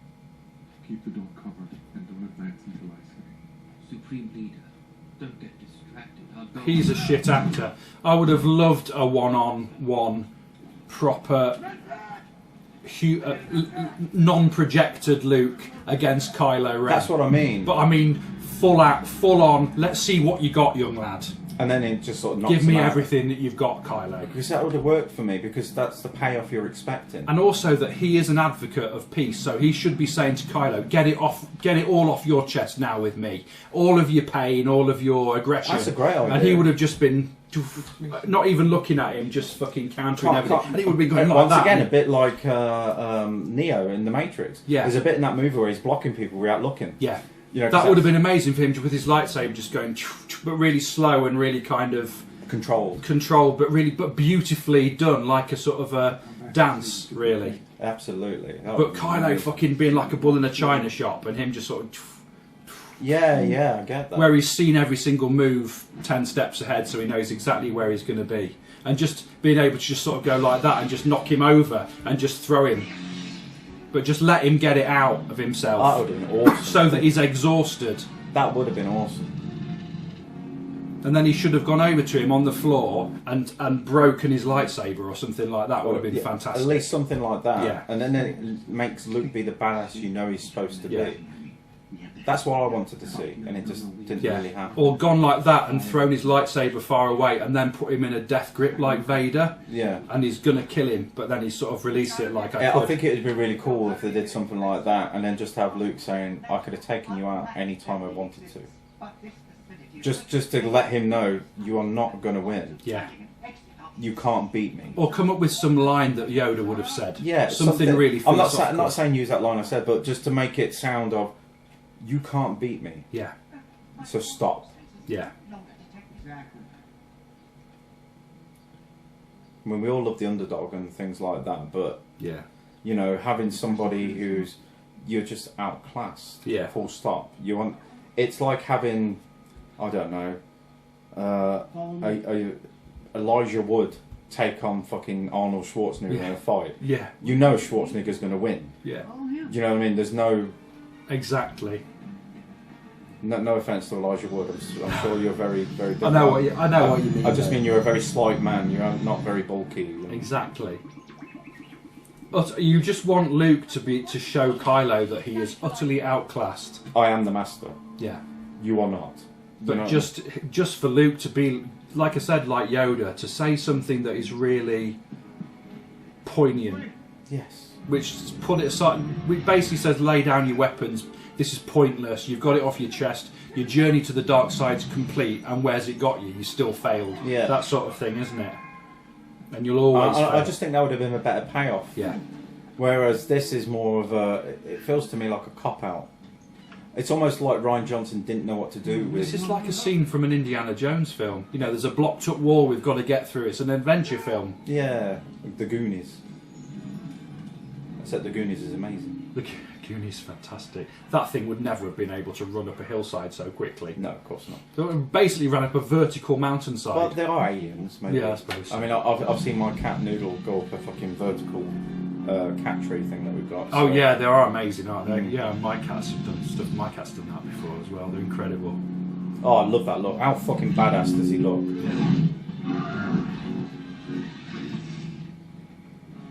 But he looked afraid then, slightly. He's like, A little bit. as in Luke, he looked a bit. That might have just been his reaction. He should have just been really calm. Like, I don't give a fuck, isn't it? The thing is, I think he had to try and make it look realistic because he's not actually there. Yeah, but think of Obi-Wan Kenobi before he was killed. Yeah. Strike me down. He was totally. I think the difference is Poised. there is because he's literally one with the Force at that point. I think that's when they can become Force ghosts. They have to become one with it. Yeah. But But this was bollocks. I failed you. Yeah. I'm sorry. The war is over. And when I kill you, I will kill the last Jedi. Amazing. Every word of what you just said Bullshit. is wrong. The rebellion is reborn today. The war is just beginning. And I will not be the last Jedi. Yeah, this is bollocks, isn't it? Her doing it without any training. that's what I mean. She's had a little bit, with Luke, but she's not had time with him to learn anything. But then again, neither really did Luke. He had a bit of a flip here and there, and had to learn how to control to lift Yeah. stuff. That was it. He didn't really have much. Then he ran off. I mean, Even Luke could barely raise an erection. Yeah. She's able to just move a Exactly. mountain. I mean, you remember at that point, Yoda literally says to him, "No, it's too soon. You're not ready." Yeah, In essence, is what he's saying to him. yeah, I don't want you to go and get killed. yeah. Because you're running off thinking that you're fully prepared. You've not completed your health and safety training. Yeah. You're not fucking getting on that forklift. Yeah, It's yeah. like that, isn't it? Exactly. He hasn't had his knee-bosh training. Yeah, exactly. Yeah, yeah. You haven't got your certificate. You can fuck off. Struck me down in anger, and I'll always be with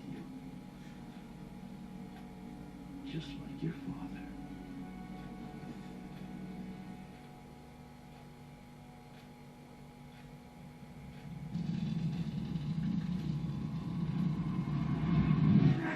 Can't help himself.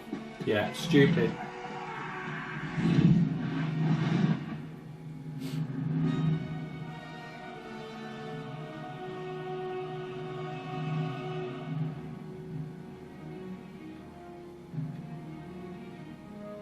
This is a real new thing as well. The fact they can force project themselves Yeah, across the galaxy. yeah.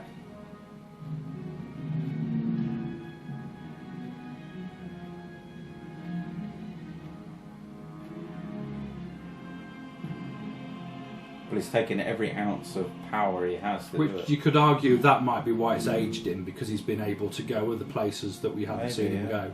See you around, kid. That's bollocks. I think what he's saying there is, I will come back as a Force ghost anyway. You'll see. Yeah, but see you around, kids. A bit solo than it is Yeah, I for think so. Luke. Maybe that's why he said it. Maybe so. Maybe that's why he said it. You killed your father. Maybe that's the kind of thing that his dad would have said to him. See you around, kid. I'd love to have seen a reaction from Luke when Han died. Yeah. You know, in the first movie. You know, and just Felt it. Just yeah. maybe he's meditating or whatever. And just gone, Han, like that. Yeah, the eyes open like that. I'd like to have seen that. I thought that would have been really good. Yeah. Or just a tear, just one tear. Yeah, something like that. That would have been enough. He goes, wonderful sunrise. And then just massive fart. That would have just ruined that, wouldn't it? Pretty much. Where he goes, gotta get my camera, sunrise is You brilliant. see, look, now all of a sudden she's feeling fucking everything. Yeah, it's bollocks.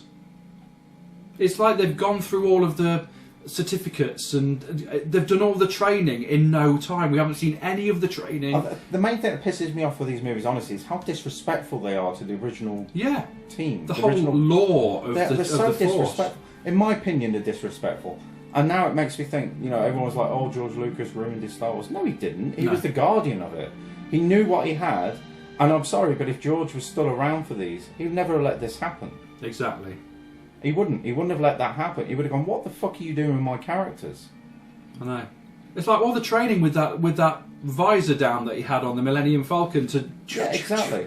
Well done, you've just taken your first step into a larger Yeah. universe or something. I can't remember what And he then says. they repeat the line with Obi-Wan Kenobi saying it to Rey in the first movie. Yeah. The little voice of, well done, Rey. You have taken your first steps.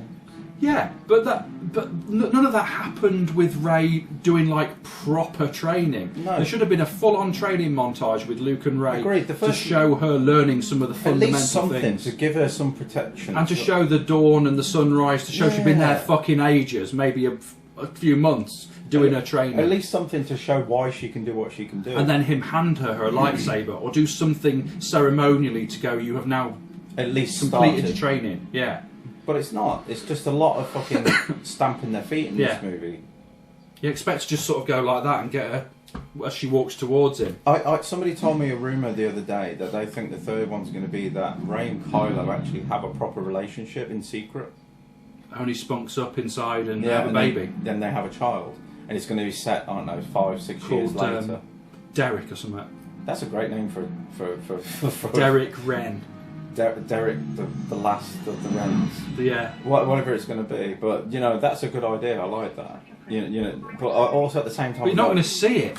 No, That's the disappointing thing, isn't it? maybe because you know You they want do. it like in is it Black Snake Moan?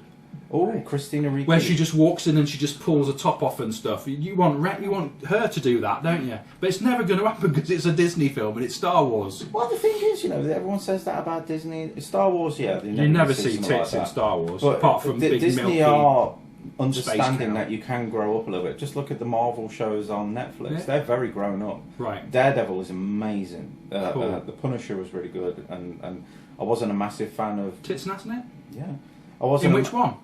Pretty much all of them. I wasn't. That's amazing. I wasn't a massive fan of Luke Cage or Iron Fist. Is just fucking awful. But Jessica Jones is pretty good. You know, they're really good shows. She is pretty, isn't she, actually? It's her voice that annoys me. Who? Her. Jessica. She's a pretty girl. I don't know. I've always been quite the fan of a well-spoken lady. I'm not talking up your ass. She sounds a bit like that, though. I like well-spoken women. It depends. I think that's probably why I like Lara Croft. She's got pulled back hair, and then I'm talking the movie versions here. I'm not some weirdo computer generated thing, but you know. Here we go. But this is what they're doing now. They're telling the stories of the Jedi. Yeah. It's all the oral tradition of storytelling. Basically, Luke's done exactly what he said he was going to do. He's literally starting everything off. Yeah. Well, that's what he said, isn't it? The rebellion's just begun because he's planted a seed. He's been reborn. Yeah. Exactly. And the little kid sweeping up reminds me of Bugsy Malone with that lad that's born to be a dancer. Do you remember that? Yes. And this is like Luke as a young boy watching the sunrise, isn't it? Exactly, and now he's got this in his hand. I love that piece of music. Yeah, me too. In other words, it shows you rebellion. See? Yeah, it's the seed of rebellion, and it's youth looking out beyond their own, and that's like a lightsaber. That's what it's meant to be. Yeah. But it's still fucking bollocks. Yeah. I hate this movie. I'm sorry, I do. First time, I hated it when I watched it the first time, and I still fucking hate it. I still do. There's a few bits in it where you just think that looked pretty good. There's some cool bits in there, but ultimately, it didn't have the same effect. If I'd have watched The Empire Strikes Back with you just now, the narrative and the comments that we would have been throwing out would have been very different. The energy would have been higher. We would have been much more stoked about it. I agree. And so it proves it's not all about special effects and big budgets, even though back in there that would have been a big budget for Empire. I think what people don't seem to understand is how hard it is for us to do these reviews.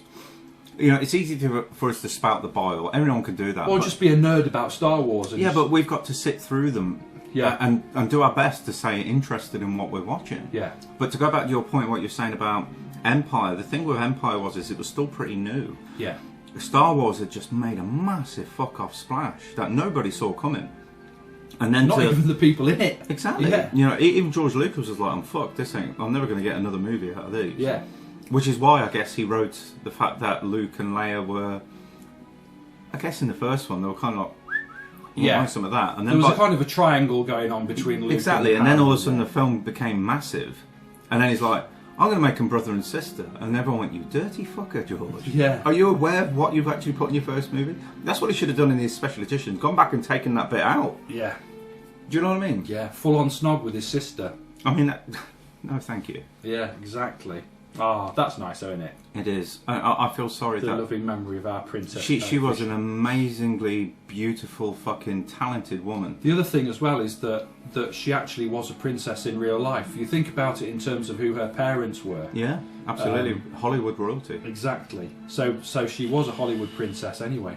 And not only that, she was amazingly funny. Yeah. Oh, what a very witty woman. And we talked about Jane Silent Bob Strike Back. She's in that, and she's fucking brilliant in that as that nun. Exactly. It's a very small part, but yeah. If anyone wants to understand what she's really like, just read a few of her books or go and watch some of her YouTube things where she's doing acceptances and giving out awards. She's very dry, isn't she? Yeah, there's one where she's talking to George Lucas and just ripping him to bits. And it's absolutely amazing, you know, every time now when somebody takes a picture, I have to send money to George Lucas. Yeah, exactly. Something like that. She was amazing. Absolutely amazing. She was incredible. She'll be sadly missed. So really that's, rather than talking for another hour while the credits roll, because they're huge, I think we'll shut this shit down. Absolutely. So we hope that you stayed with us to listen to all of this. We apologise the fact that we deviate, but as Adie said, we have to maintain our own interest in what it is that we're looking at, and also we try and throw in extra opinions and stuff about other films, you know, that people thinking. Agreed. I think for our loyal fans out there, you know, I think that's one of the reasons why you probably come back. Because not only do we talk about what we're watching, we'll sit there and just have a chat. Yeah. Which is what friends do. Exactly. You know, it's hard not to. But it still maintains the theme of films. Exactly. And it still has a kind of a relevance. Agreed. We don't just suddenly stop and say, oh, by the way, I'll tell you what, the other week I want to hear and that. We don't do that. No, it's bollocks, isn't it? Yeah, absolutely. So thanks again for listening to us. You've been listening to The Grumpy Guide. I've been James and will continue to be James after I hit the stop button. And I'll always be Adie, and we will see you next time on The Grumpy Guide, where we will rip the shit out of another fucking crap film and make it fun along the way. Exactly, and may the force be with you. Cheers! Laters.